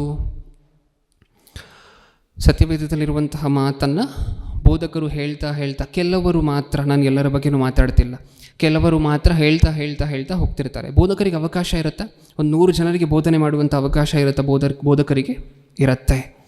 ಈಗ ಬೋಧಕರ ಕೆಲಸ ಏನು? 100 ಜನರಿಗೆ ಬೋಧನೆ ಮಾಡುವಂತಹ ಅವಕಾಶ ಇದೆ ಅಂದಾಗ ಅವರ ಕೆಲಸ ಏನು? ಪ್ರಯಾರಿಟೈಸ್ ಮಾಡಿ ಒಂದೊಂದೇ ವಿಚಾರವನ್ನು ಹೇಳ್ತಾ ಬರಬೇಕು. ನಿಜನ? ಪ್ರಯಾರಿಟೈಸ್ ಅಂದರೆ ಏನು? ಮುಖ್ಯವಾಗಿರುವಂತಹದ್ದು ಫಸ್ಟು, ಅದಕ್ಕಿಂತ ಸ್ವಲ್ಪ ಕೆಳಗಡೆ ಮುಖ್ಯವಾಗಿರುವಂತಹದ್ದು ಅದಾದ ನಂತರ ಅದಕ್ಕಿಂತ ಕಮ್ಮಿ ಮುಖ್ಯವಾಗಿರುವಂತಹದ್ದು ಕೊನೆಯಲ್ಲಿ. ಈ ರೀತಿ ಹೇಳ್ತಾ ಬರಬೇಕಾ? ಹೌದು. ಇವಾಗ ಅವ್ರು ಮುಖ್ಯವಾಗಿರುವಂತಹ ಸತ್ಯವನ್ನು ಮುಚ್ಚಿಟ್ಟು ಅಷ್ಟೊಂದು ಇಂಪಾರ್ಟೆಂಟ್ ಆಗಿರುವಂತಹ ವಿಚಾರಗಳು ಸತ್ಯವೇದದಲ್ಲಿ ಆ ಕಾಲದಲ್ಲಿ ನಡೀತು, ಆದರೆ ದೇವರೆಲ್ಲೂ ಸಹ ಹೇಳಿಲ್ಲ ನೀವು ಅದನ್ನೇ ಮಾಡಬೇಕು ಅಂತ ಹೇಳಿ. ಆ ರೀತಿಯಾಗಿರುವಂತಹ ವಿಚಾರವನ್ನು ಮುಂದೆ ಇಟ್ಟು ಮುಖ್ಯವಾಗಿರುವಂತಹದನ್ನು ಮುಚ್ಚಿಟ್ಕೊಂಡ್ರು ಅಂತ ಅಂದ್ಕೊಳ್ಳಿ. ಅದೇನು? ಪಾಪ. ಯಾಕೆ? ಇವರು ಆಟ ಆಡ್ತಿರುವಂತಹದ್ದು ಯಾರ ಜೊತೆಯಲ್ಲಿ? ದೇವರ ಮಕ್ಕಳ ಜೊತೆಯಲ್ಲಿ. ಏನಾದರೂ ಸ್ವಲ್ಪ ಮಿಸ್ ಆದರೆ ಏನಾಗುತ್ತೆ? 1,000 ರೂಪಾಯಿ ಹೋಗುತ್ತಾ? 2,000 ರೂಪಾಯಿ ಹೋಗುತ್ತಾ? ಎಷ್ಟು ಹೋಗುತ್ತೆ? ಪರಲೋಕ ಹೋಗಿ ನರಕಕ್ಕೆ ಹೊರಟೋಗ್ತಾರೆ. ಅದೇ ಅಲ್ವಾ ಆಗುವಂತಹದ್ದು. ಅದಕ್ಕೆ ದೇವರು ಸ್ಪಷ್ಟವಾಗಿ ಸತ್ಯವೇದದಲ್ಲಿ ಬರೆಸಿದ್ದಾರೆ. ಸತ್ಯವನ್ನು ಅಣಗಿಸುವಂತಹ ಕೆಲಸ ಏನಾದರೂ ನಡೀತಿದೆಯಾ? ಹಾಗಾದರೆ ಅದು ಪಾಪ. ಸತ್ಯವನ್ನು ತಡೆ ಹಿಡಿಯುವಂಥ ಕೆಲಸ ನಡೀತಿದೆಯಾ? ಪಾಪ. ಇವಾಗ ಏನು ಅನಿಸುತ್ತೆ ನಿಮಗೆ? ಈ ದೇಶದಲ್ಲಿ ನಡೀತಿರುವಂಥ ಘಟನೆಗಳನ್ನೆಲ್ಲ ನೋಡ್ತಿದ್ರೆ ಏನು ಅನಿಸುತ್ತೆ? ಇವ್ರು ಸುಳ್ಳು ಹೇಳ್ತಿಲ್ಲ ಯಾರಿಗೂ, ಮೋಸ ಮಾಡ್ತಿಲ್ಲ ಯಾರಿಗೂ. 1 ರೂಪಾಯಿಗೆ ಬೇಕಾದರೆ 1 kg ಅಕ್ಕಿಯನ್ನು ಕೊಡ್ತಾರೆ. ಹೌದಾ? ಸಾವಿರಾರು ಜನಕ್ಕೆ ಸಹಾಯವನ್ನು ಮಾಡ್ತಾರೆ. ಆದರೆ ಕ್ರೈಸ್ತರು ಅಂದರೆ ಆಗಲ್ಲ, ಬೈಬಲ್ ಅಂದರೆ ಆಗಲ್ಲ. ದೇವರು ಏನಂತಾರೆ ನೋಡಿ, ಇವರು ಲೋಕದ ದೃಷ್ಟಿಯಲ್ಲೆಲ್ಲ ಉತ್ತಮರು, ಲೋಕದ ದೃಷ್ಟಿಗೆ ಹೌದಾ ಸಮಾಜ ಸೇವಕರು. ದೇವರು ಏನಂತಾರೆ ನೋಡಿ, ಸತ್ಯವನ್ನು ನೀನೇ ಅಲ್ವಾ ಅಣಗಿಸ್ತಿರುವಂತಹದ್ದು. ಮೊಟ್ಟ ಮೊದಲನೇದಾಗಿ ನೀನು ನನ್ನ ದೃಷ್ಟಿಯಲ್ಲಿ ಅಪರಾಧಿ, ಪಾಪಿ. ನೀನು ಮಾಡ್ತಿದ್ಯಾ ಸಮಾಜ ಸೇವೆ, ನಿಜ, ಒಳ್ಳೆ ಕೆಲಸನೇ. ಆದರೆ ಅದಕ್ಕಿಂತ ನೀನು ಮಾಡ್ತಿರುವಂಥ ಸಮಾಜ ಸೇವೆ ಎಂತಹದ್ದು ಅಂತ ಹೇಳಿದ್ರೆ, ಒಂಟೆಯನ್ನು ನುಂಗಿ ಸೊಳ್ಳೆಯನ್ನು ಸೋಸ್ತಿರುವಂಥ ಕೆಲಸ. ನೀನು ಸಮಾಜ ಸೇವೆ ಮಾಡದೇ ಹೋದರೂ ಆ ಬಡವರಿಗೆ ನಾನು ಊಟ ಕೊಟ್ಬಿಡ್ತೀನಿ, ಆ ಶಕ್ತಿ ನನ್ನ ಹತ್ರ ಇದೆ. ಆದರೆ ನೀನು ಸತ್ಯವನ್ನು ತಡೆ ಹಿಡಿದ್ರೆ, ನಾನು ಸಾವಿರಾರು ವರ್ಷಗಳಿಂದ ಸತ್ಯವೇದ ಬರೆಸಿ ಕೊಟ್ಟಿರುವಂತಹ ಸತ್ಯವನ್ನು ಬೋಧಿಸದೆ ಕ್ರೈಸ್ತರನ್ನು ಹಿಂಸೆ ಮಾಡಿ ತಡೆ ಹಿಡಿದ್ರೆ ಪಾಪ. ಹೌದಾ? ಇದನ್ನೆಲ್ಲ ನೋಡ್ತಿರ್ಬೇಕಾದ್ರೆ ನಮಗೊಂದೇ ಬರಬೇಕು, ದೇವರ ದೃಷ್ಟಿಯಲ್ಲಿ ಇವರೆಲ್ಲ ಪಾಪಿಗಳು. ಯಾರ್ಯಾರು ಸತ್ಯವನ್ನು ತಡೆ ಹಿಡಿತಿದ್ದಾರೋ, ಯಾರ್ಯಾರು ದೇವರ ಆಜ್ಞೆಯನ್ನು ಮೀರ್ತಿದ್ದಾರೋ, ಇದೆಲ್ಲ ಯಾರೂ ಅರೆಸ್ಟ್ ಮಾಡದೇ ಇರ್ಬೋದು ಅಷ್ಟೇ. ಈ ಪಾಪಗಳೆಲ್ಲ ಏನಕ್ಕೋಸ್ಕರ ಪಾಪಗಳು ಅಂತ ಹೇಳಿ ನಮಗೆ ಕಾಣಿಸೋದಿಲ್ಲ ಅಂತ ಹೇಳಿದ್ರೆ, ಯಾರೂ ಅರೆಸ್ಟ್ ಮಾಡುವುದಿಲ್ಲ, ಯಾರಿಗೂ ಅವರ ಮನಸ್ಸಿನಲ್ಲಿರುವಂತಹ ಭಾವನೆಗಳು ಗೊತ್ತಾಗೋದಿಲ್ಲ. ಆದರೆ ದೇವರು ಮಾತ್ರ ಮುಖವನ್ನು ನೋಡದೆ ಬರೀ ಮನಸ್ಸನ್ನು ನೋಡ್ತಿದ್ದಾರೆ. ಈತನ ಮನಸ್ಸಲ್ಲಿ ಏನೇನು ಓಡ್ತಿದೆ. ಮತ್ತಿನ್ನೊಂದು ಸರಿ ಹೇಳ್ತೀರಾ ಏನೇನು ಪಾಪಗಳು ಅಂತ ಹೇಳಿ ಆಲೋಚನೆ ಮಾಡಿದ್ದೀವಿ ಇವತ್ತು? ನಂಬಿಕೆ ಇಲ್ಲದೆ ಇರುವಂತಹದ್ದು. ಎರಡನೇದಾಗಿ ಒಳ್ಳೆಯದು ಗೊತ್ತಿದ್ರೂ ಸಹ ಹೇಳದೇ ಇರುವಂತಹದ್ದು. ಮೂರನೇದಾಗಿ ಧರ್ಮವನ್ನು ಮೀರಿ ನಡೆಯುವಂತಹದ್ದು. ನಾಲ್ಕನೇದಾಗಿ ಸತ್ಯವನ್ನು ಅಣಗಿಸುವಂತಹದ್ದು. ಐದನೇದಾಗಿ ಓಕೆ, ಇದನ್ನು ಕೇಳಿದ ನಂತರ ನೀವು ಹೇಳಿ ನಾವೆಲ್ಲರೂ ಪಾಪಿಗಳೇನ ಅಂತ ಹೇಳಿ ಇದನ್ನು ಕೇಳಿದ ನಂತರ ಹೇಳಿ. ಐದನೇ ವಿಚಾರವನ್ನು ಕೇಳಿದ ನಂತರ ಓದೋಣ. ಯಾಕೋಬನ ಪತ್ರಿಕೆ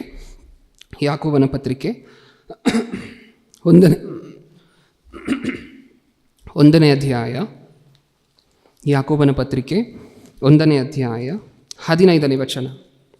1:15.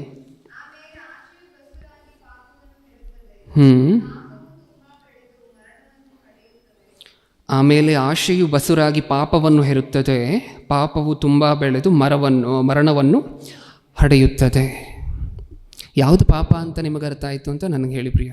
ಈಗ ಓದಂಥ ವಚನದಲ್ಲಿ ಯಾವುದು ಪಾಪ ಅಂತ ನಿಮಗೆ ಅರ್ಥ ಆಯಿತು? ಆಸೆ ಪಡುವಂತಹ ಪಾಪನ? ಆಸೆ ಪಡುವಂತಹದ್ದು ಪಾಪನ?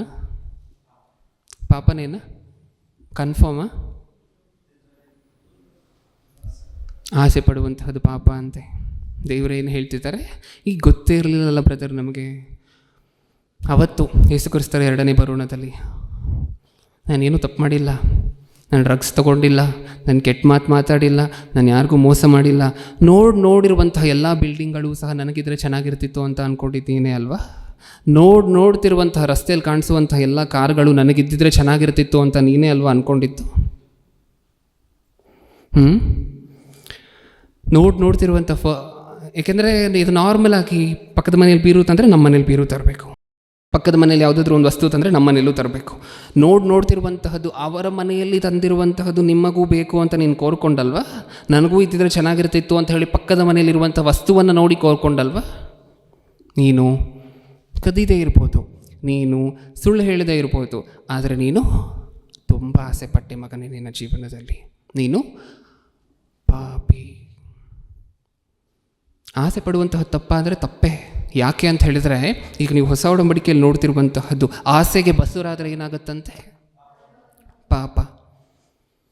ಇದು ಹಳೆ ಒಡಂಬಡಿಕೆಯಲ್ಲಿ ಹೇಳಿರುವಂಥ 10 ಆಜ್ಞೆಗಳಲ್ಲಿರುವಂತಹ ಒಂದಾನೊಂದು ಆಜ್ಞೆಯ ಮಾಡಿಫೈಡ್ ವರ್ಷನ್ ಅದನ್ನೇ ಬೇರೆ ಥರ ಹೇಳಿದ್ದಾರೆ ಅಷ್ಟೇ ದೇವರು. ಹಳೆ ಒಡಂಬಡಿಕೆಯಲ್ಲಿ ಯಾವ ಮಾತು ನೆನಪು ಬರುತ್ತಿದೆ ಓದಿದಾಗ? ಪರರ ಸೊತ್ತನ್ನು, ಪರರ ಮನೆಯನ್ನು, ಪರರ ಗಂಡಾಳು ಹೆಣ್ಣಾಳು ಹೆಂಡತಿಯನ್ನು ಆಸೆ ಪಡಬಾರದು. ಆಸೆ ತಪ್ಪು ಅಂತ ಹೇಳಿದರೆ ಹಳೆ ಒಡಂಬಡಿಕೆಯಲ್ಲೇ ನಮ್ಗೆ ಅರ್ಥ ಆಗಿರಲಿಲ್ಲ ಅಷ್ಟೇ. ಹೊಸ ಒಡಂಬಡಿಕೆಯಲ್ಲಿ ಇನ್ನೂ ಸ್ಪಷ್ಟೀಕರಿಸಿ ಏನು ಹೇಳ್ತಿದ್ದಾರೆ? ಆಸೆಗೆ ಬಸುರಾದರೆ ಪಾಪ ಆಗತ್ತೆ. ಆಸೆ ಪಟ್ಟರೆ ಆಟೋಮ್ಯಾಟಿಕ್ಕಾಗಿ ಪಾಪ ಮಾಡ್ತೀರ ಮಕ್ಕಳ. ಇನ್ನೊಂದು ವಚನವನ್ನು ನೋಡೋಣ, ಇನ್ನೂ ಸ್ಪಷ್ಟವಾಗಿ ಅರ್ಥ ಆಗುತ್ತೆ ಅವಾಗ ನಮಗೆ. 5th ಪಾಯಿಂಟ್, ರೋಮಾಪುರದವರಿಗೆ ಬರೆದ ಪತ್ರಿಕೆ 6ನೇ ಅಧ್ಯಾಯ. ರೋಮಾಪುರದವರಿಗೆ ಬರೆದ ಪತ್ರಿಕೆ 6ನೇ ಅಧ್ಯಾಯ 12ನೇ ವಚನ, 6:12.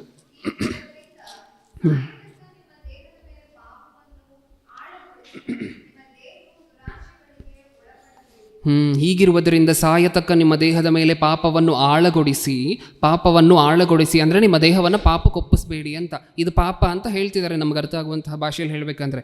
ನೀವು ದೇಹದ ದುರಾಶೆಗಳಿಗೆ ಒಳಪಡಬೇಡಿರಿ. ದೇಹದ ದುರಾಶೆಗಳಿಗೆ ಒಳಪಟ್ಟರೆ ಪಾಪನ? ದೇಹದ ದುರಾಶೆಗಳಿಗೆ ಒಳಪಟ್ಟರೆ ಪಾಪನ? ಹೌದು. ಯಾವುದರಿಂದ ಹಿಡಿದು ಬ್ರದರ್ ನೀವು ದೇಹದ ದುರಾಶೆಗಳಿಗೆ ಒಳಪಡಬಾರ್ದು ಅಂತ ಹೇಳಿದ್ದೀರಾ? ಯಾವುದರಿಂದ ಹಿಡಿದು ಅಂತ ಹೇಳಿ ಅಂತ ಹೇಳಿದ್ರೆ ಏನೇನು ಹೇಳಬಹುದು? ಏನೇನು ಹೇಳಬಹುದು? ಎಲ್ಲಿಂದ ಹಿಡಿದು ಪಾಪ ಆಗತ್ತೆ? ಹೌದಾ? ತಿನ್ನುವಂತಹ ಪದಾರ್ಥದಿಂದ ಹಿಡಿದು ಅಂದರೆ ಅಲ್ಲಿಂದ ಅಂತ ಹೇಳಿದ್ರೆ ಅದು ಮರಣಕ್ಕೆ ಸಂಬಂಧಪಟ್ಟಿರುವಂತಹ ಪಾಪ ಅದು ಇದು ಅಂತ ನಾನು ಹೇಳ್ತಿಲ್ಲ. ಆದರೆ ತಿನ್ನುವಂತಹ ಪದಾರ್ಥದಿಂದ ಹಿಡಿದು ಡಾಕ್ಟ್ರ್ ಹೇಳಿರ್ತಾರೆ ಏನಂತ? ಸ್ವೀಟು ತಿನ್ನಬಾರ್ದು, ನಾನ್ ವೆಜ್ ಜಾಸ್ತಿ ತಿನ್ನಬಾರ್ದು. ಸ್ವೀಟ್ ತಿಂದ್ವಾ, ನಾನ್ ವೆಜ್ ತಿಂದ್ವಾ, ತಿನ್ನಬಾರದಾಗಿರುವಂತಹ ಪ್ರಮಾಣದಲ್ಲಿ ತಿಂದ್ವಾ?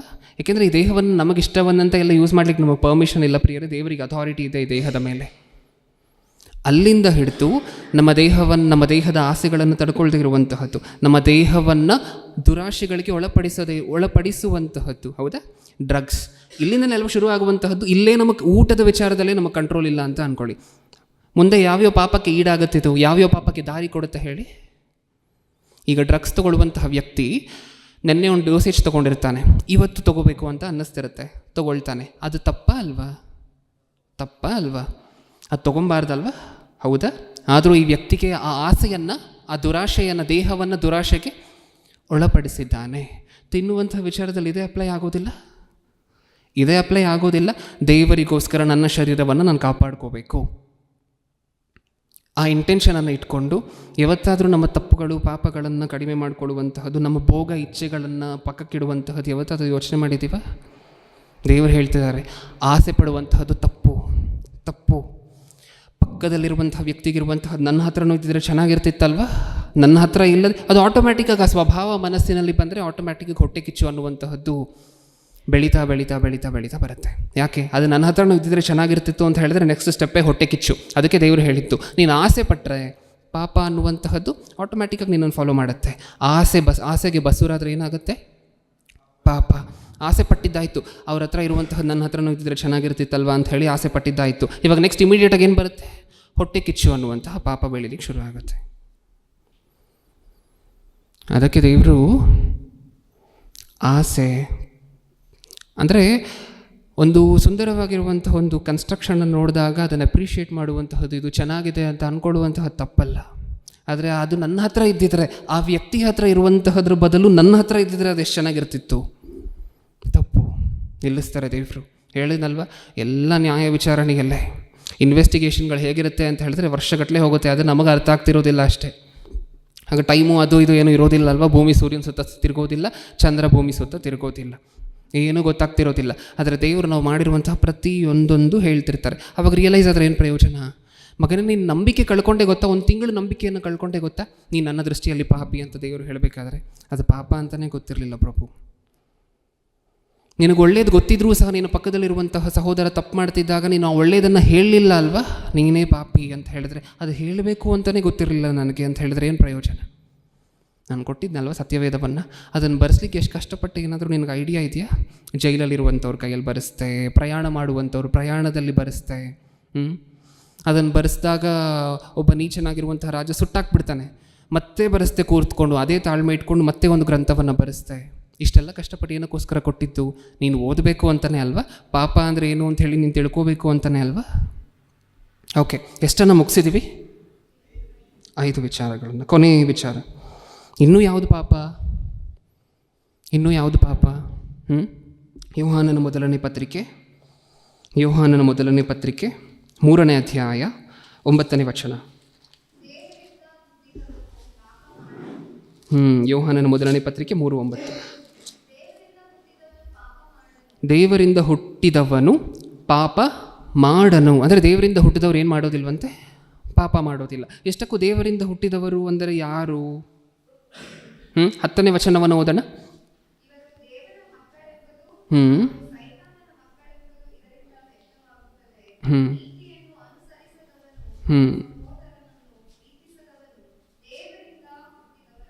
ಓಕೆ, ಏನರ್ಥ ಆಯಿತು? ದೇವರಿಂದ ಹುಟ್ಟಿದವರಲ್ಲ ಅಂದರೆ ಯಾರು ಅಂತ ಹೇಳಿ ಅರ್ಥ ಆಯಿತು ನಮಗೆ. ನೀತಿಯನ್ನು ಅನುಸರಿಸದವನು, ತನ್ನ ಸಹೋದರನನ್ನು ಪ್ರೀತಿಸದವನು ದೇವರಿಂದ ಹುಟ್ಟಿದವರಲ್ಲ. ಯಾರ್ಯಾರಂತೆ ದೇವರಿಂದ ಹುಟ್ಟದೇ ಇರುವಂಥವರು ಅಂದರೆ ಯಾರಂತೆ? ನೀತಿಯನ್ನು ಅನುಸರಿಸದವರು, ನೆಕ್ಸ್ಟ್ ಸಹೋದರನನ್ನು ಪ್ರೀತಿಸದವರು.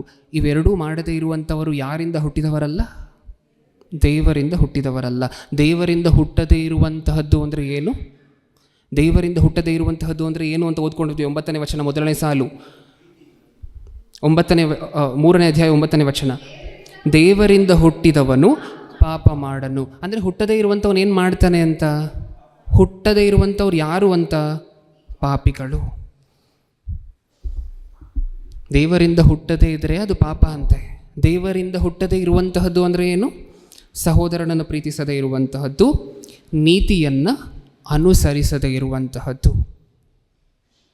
ಪಕ್ಕದಲ್ಲಿರುವಂಥ ಸಹೋದರನನ್ನು ಪ್ರೀತಿಸದೇ ಹೋದರೆ ಪಾಪನ ದೇವ್ರೇನಂತಿದ್ದಾರೆ? ತಂದೆ, ಅವರು ನನ್ನ ಫ್ಯಾಮ್ಲಿಗೆ ಸೇರಿಲ್ಲ. ನನಗೊಂದು ಫ್ಯಾಮ್ಲಿ ಇದೆ. ಆ ಫ್ಯಾಮ್ಲಿಯಲ್ಲಿ 3-4 ಜನ ಮಕ್ಕಳಿದ್ದಾರೆ. ಒಂದು ಹೆಂಡತಿಯನ್ನು ಕೊಟ್ಟಿದ್ಯಾ ನೀನು. ಓಕೆ, ಈಗ ನಾನು ಎಷ್ಟು ಜನರನ್ನು, ನಾನು ಯಾರ್ಯಾರನ್ನು ಪ್ರೀತಿಸಬೇಕು?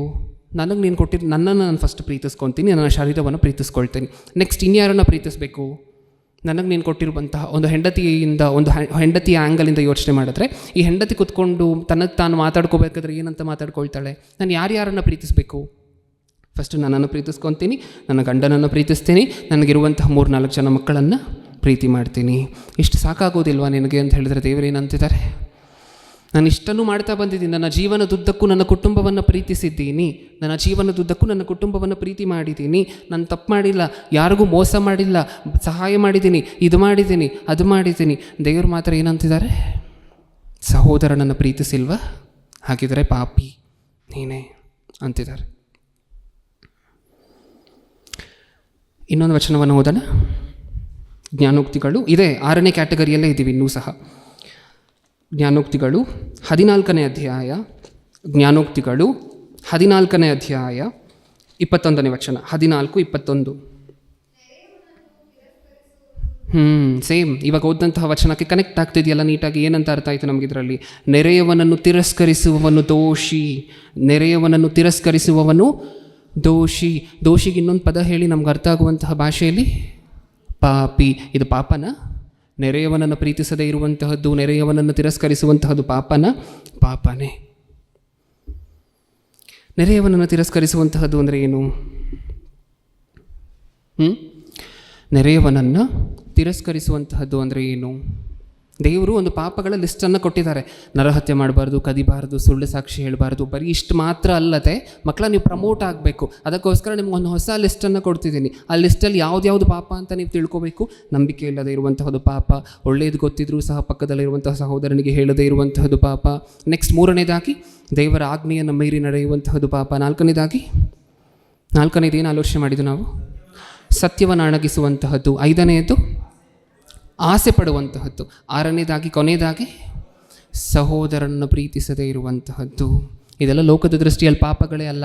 ಇದರಲ್ಲಿ ಯಾವುದು ಮಾಡಿದ್ರೂ ಪೊಲೀಸವ್ರು ಬಂದು ಅರೆಸ್ಟ್ ಮಾಡೋದಿಲ್ಲ, ಕೋರ್ಟಿಗೆ ನಮ್ಮನ್ನು ತೊಗೊಂಡೋಗಿ ನಿಲ್ಲಿಸೋದಿಲ್ಲ. ಆದರೆ ದೇವರು ಮಾತ್ರ ನ್ಯಾಯ ವಿಚಾರಣೆಯಲ್ಲಿ ಪಾಯಿಂಟ್ ಔಟ್ ಮಾಡಿ ನರಕಕ್ಕೆ ಕಳಿಸುವಂತಹ ಪಾಪಗಳಿದೆಲ್ಲ. ಇದೆಂಥ ಪಾಪಗಳು ಅಂದರೆ, ಇದು ಪಾಪಗಳು ಅಂತಲೂ ನಾವು ರಿಯಲೈಸ್ ಆಗದೇ ಇರುವಂತಹ ಪಾಪಗಳಿದೆಲ್ಲ. ಆದರೆ ಮಾಡ್ತಾ ಇರ್ತೀವಿ. ಇನ್ನೊಬ್ಬರ ಬಗ್ಗೆ ಕೆಟ್ಟದಾಗಿ ಮಾತಾಡಿದ್ದೀವ, ಇನ್ನೊಬ್ಬರ ಬಗ್ಗೆ ಕೆಟ್ಟದಾಗಿ ಆಲೋಚನೆ ಮಾಡಿದ್ದೀವ. ಹೋಗಲಿ, ಒಬ್ಬ ಸಹೋದರನು ಅಥವಾ ಒಬ್ಬ ಸಹೋದರಿ ಇನ್ನೊಬ್ಬ ಸಹೋದರಿಯ ಜೊತೆ ಬ್ರದರ್ ಏನಕ್ಕೂ ಬೇಡ, ವೇಸ್ಟು ಅಂದ್ವ ಮುಗೀತು ಹೋಯಿತು. ದೇವ್ರೇನಂತ ಜಡ್ಜ್ ಮಾಡಿದ್ರು ಅಂತ ಹೇಳಿ ಅದರ ಅರ್ಥ ಏನು? ದೇವ್ರೇನಂತ ಜಡ್ಜ್ ಮಾಡಿದ್ರು? ನೀನು ಪಾಪಿ. ಎಂಥ ದೊಡ್ಡ ಪಾಪಿ ಪ್ರಭು, ನಾನು ಎಂಥ ದೊಡ್ಡ ಪಾಪಿ ಹೇಳಿ. ಇವಾಗ ನಾನು ಸರಿ ಆಯಿತು, ನೀನು ಹೇಳಿರುವಂಥ ಪ್ರಕಾರ ನಾವಿಬ್ಬರು ಸೇರ್ಕೊಂಡ್ವಿ, ಇನ್ನೊಬ್ಬ ಸಹೋದರನ ಬಗ್ಗೆನೋ ಸಹೋದರಿಯ ಬಗ್ಗೆನೋ ಕೆಟ್ಟದಾಗಿ ಮಾತಾಡಿದ್ವಿ, ತಿರಸ್ಕಾರ ಮಾಡಿ ಮಾತಾಡಿದ್ವಿ, ಉದಾಸೀನತೆ ಮಾಡಿ ಮಾತಾಡಿದ್ವಿ. ನಾನು ಎಂಥ ದೊಡ್ಡ ಪಾಪಿ ಅಂತ ಹೇಳಿ ದೇವರನ್ನು ಕೇಳಿದ್ರೆ ಏನಂತಾರೆ ಗೊತ್ತಾ? ಏನಂತಾರೆ? ಕೊಲೆ ಮಾಡಿರುವಂತಹದ್ದು ನೋಡಿದ್ಯಾ ಮಗನೇ ನೀನು? ಒಬ್ಬ ವ್ಯಕ್ತಿ ಇನ್ನೊಬ್ಬ ವ್ಯಕ್ತಿಯನ್ನು ಕೊಲೆ ಮಾಡಿರುವಂತಹದನ್ನು ಕೇಳಿದ್ಯಾ? ಹೋಗಲಿ, ನ್ಯೂಸ್ಗಳಲ್ಲಾದರೂ ಕೇಳಿದ್ಯಾ? ಕೊಲೆ ಮಾಡುವಂತಹದ್ದು ಎಷ್ಟು ದೊಡ್ಡ ಅಪರಾಧನೋ ಅದಕ್ಕೆ ಸಮಾನವಾಗಿರುವಂಥ ಅಪರಾಧ ಯಾವುದು? ಅದಕ್ಕೆ ಸಮಾನವಾಗಿರುವಂಥ ಅಪರಾಧ ಯಾವುದು? ನೆರೆಯವನನ್ನು ಕುರಿತು ವ್ಯರ್ಥನೆ ಅಂತ ಹೇಳುವಂತಹದ್ದು ಅದಕ್ಕೆ ಸಮಾನವಾಗಿರುವಂತಹ ಪಾಪ. ಸುವಾರ್ತೆಗಳಲ್ಲಿ ಓದುವಂತಹ ಮಾತು ಎಷ್ಟು ದೊಡ್ಡ ತಪ್ಪಂತೆ? ನೆರೆಯವನನ್ನು ತಿರಸ್ಕಾರ ಮಾಡಿದ್ರೆ ಅದು ಎಂಥ ದೊಡ್ಡ ತಪ್ಪಂತೆ? ನರಹತ್ಯಕ್ಕೆ ಸಮಾನ. ನರಹತ್ಯೆ ಮಾಡಿಲ್ಲ ಅಂತ ಅಂದ್ಕೊಳ್ಳುವಂತಹದ್ದು, ನಾನು ಸೇಫ್ ಆಗಿದ್ದೀನಿ, ನಾನು ಪಾಪ ಮಾಡ್ತಿಲ್ಲ ಅಂತ ಅಂದ್ಕೊಳ್ಳುವಂತಹದ್ದು ನಮ್ಮ ಮೂರ್ಖತನ. ನೆರೆಯವನನ್ನು ದ್ವೇಷಿಸುವಂತಹದ್ದು, ನೆರೆಯವನನ್ನು ತಿರಸ್ಕಾರ ಮಾಡುವಂತಹದ್ದು ಕೊಲೆಗೆ ಸಮಾನವಾಗಿರುವಂತಹ ತಪ್ಪು. ಮಾಡ್ತೀವ ಇನ್ನು ಮುಂದೆ? ಮಾಡಿಲ್ಲ ಅಂತ ಹೇಳಿದ್ರೆ ಬಹಳ ಸಂತೋಷ.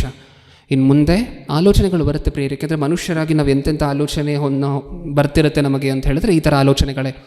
ಆ ವ್ಯಕ್ತಿ ಬಗ್ಗೆ ಮಾತಾಡೋಣ, ಇನ್ನೊಬ್ಬರು ಸಿಕ್ಕಿದ್ದಾರೆ, ನಡುಗಬೇಕು. ಏನಕ್ಕೋಸ್ಕರ ನಡುಗಬೇಕು? ನಮ್ಮನ್ನು ನೋಡ್ತಿರುವಂತಹದ್ದು ಯಾರು? ದೇವರು. ನಮ್ಮ ಮಾತನ್ನು ಕೇಳಿಸ್ಕೊಳ್ತಿರುವಂತಹದ್ದು ಯಾರು? ದೇವರು. ನಾನು ಇನ್ನೊಬ್ಬ ಸಹೋದರನ ಬಗ್ಗೆ ತಪ್ಪಾಗಿ ಮಾತಾಡಿದ್ರೆ, ನಾನು ಇಷ್ಟು ದಿನ ಕಳ್ಳತನ ಮಾಡಿಲ್ಲ ಅಂದರೂ ದೇವರು ಕೇಳೋದಿಲ್ಲ, ನಾನು ಇಷ್ಟು ದಿನ ವ್ಯಭಿಚಾರ ಮಾಡಿಲ್ಲ ಪ್ರಭು ಅಂತ ಹೇಳಿದ್ರು ದೇವರು ಕೇಳೋದಿಲ್ಲ, ನಾನು ಇಷ್ಟು ದಿನ ಮೋಸ ಮಾಡಿಲ್ಲ, ಯಾರಿಗೂ ದೋಚ್ಕೊಂಡಿಲ್ಲ ಅಂತ ಹೇಳಿದ್ರು ದೇವರು ಕೇಳೋದಿಲ್ಲ, ಈ ತಪ್ಪುಗಳೆಲ್ಲ ಮಾಡಿಲ್ಲ, ನಾನು ಪಾಪ ಮಾಡಿಲ್ಲ ಅಂದರೆ ದೇವರು ಕೇಳೋದೇ ಇಲ್ಲ. ನಿನ್ನ ಸಹೋದರನ ಚಿ ಅಂದಲ್ವಾ? ಸಹೋದರನ ಬಗ್ಗೆ ಕೆಟ್ಟದ್ದಾಗಿ ಇನ್ನೊಬ್ಬರಿಗೆ ಹೇಳ್ದಲ್ವ? ಹೋಗಿ ನೀನು ಮಾಡ್ತಿರುವಂತಹದ್ದು ತಪ್ಪು, ನೀನು ನನ್ನ ದೃಷ್ಟಿಯಲ್ಲಿ ದೋಷಿ, ಐ ಆಮ್ ಸಾರಿ, ನರಕ ನಿನ್ನದೇ ಅಂತಾರೆ. ಓಕೆ, ಏನರ್ಥ ಆಯಿತು ನಮಗೆ? ಸಂದೇಶ ಮುಗೀತು. ಏನರ್ಥ ಆಯಿತು ನಮಗೆ ಇವತ್ತಿನ ಸಂದೇಶದಲ್ಲಿ? ಪಾಪ ಅಂದರೆ ಏನು ಅನ್ನುವಂತಹದ್ದಲ್ವ ನಮ್ಮ ಸಬ್ಜೆಕ್ಟ್ನ ಟೈಟಲ್. ಓಕೆ, ಪಾಪ ಅಂದರೆ ಏನು ಅಂತ ಈ ಸಬ್ಜೆಕ್ಟಲ್ಲಿ ಏನೇನು ನೋಡಿದ್ದೀವಿ? ನಾರ್ಮಲ್ ಆಗಿ ಪಾಪಗಳು ಅಲ್ಲದೆ, ಅಂದರೆ ಕದಿಯಬಾರದು, ಸುಳ್ಳು ಹೇಳಬಾರ್ದು, ಈ ಬರೀ ಇಷ್ಟು ಮಾತ್ರ ನಮಗೆ ಗೊತ್ತಿದ್ದಂತಹದ್ದು ಪಾಪ ಅಂದರೆ ಅಂತ. ಆದರೆ ಅದು ನಮ್ಮ ಬಾಲ್ಯ, ಕ್ರೈಸ್ತರಲ್ಲಿ ಬಂದ ನಂತರ ನಮ್ಮ ಬಾಲ್ಯ ದಿನಗಳಲ್ಲಿ ಮಾಡಬೇಕಾಗಿರುವಂತಹದ್ದು. ಅದನ್ನು ಮಾಡ್ತಾ ಮಾಡ್ತಾ ಆ ಪಾಪಗಳನ್ನು ಮಾಡದೆ ಜೊತೆಯಲ್ಲಿ ಇನ್ನೂ ಯಾವುದನ್ನು ಪಾಪ ಅಂತ ಎಣಿಸ್ಬೇಕು? ಇವತ್ತು ನಾವು ಆಲೋಚನೆ ಮಾಡಿದ್ವಲ್ವ? ನಂಬಿಕೆ ಇಲ್ಲದೆ ಇರುವಂತಹದ್ದು. ಆ ಇಬ್ರಿಯರಿಗೆ ಬರೆದ ಪತ್ರಿಕೆ 11ನೇ ಅಧ್ಯಾಯ ಓದಬೇಕಾದ್ರೆ ನಾವು ಪೂರ್ತಿ ಅಧ್ಯಾಯವನ್ನು ಓದ್ಕೊಂಡ್ವಲ್ವ?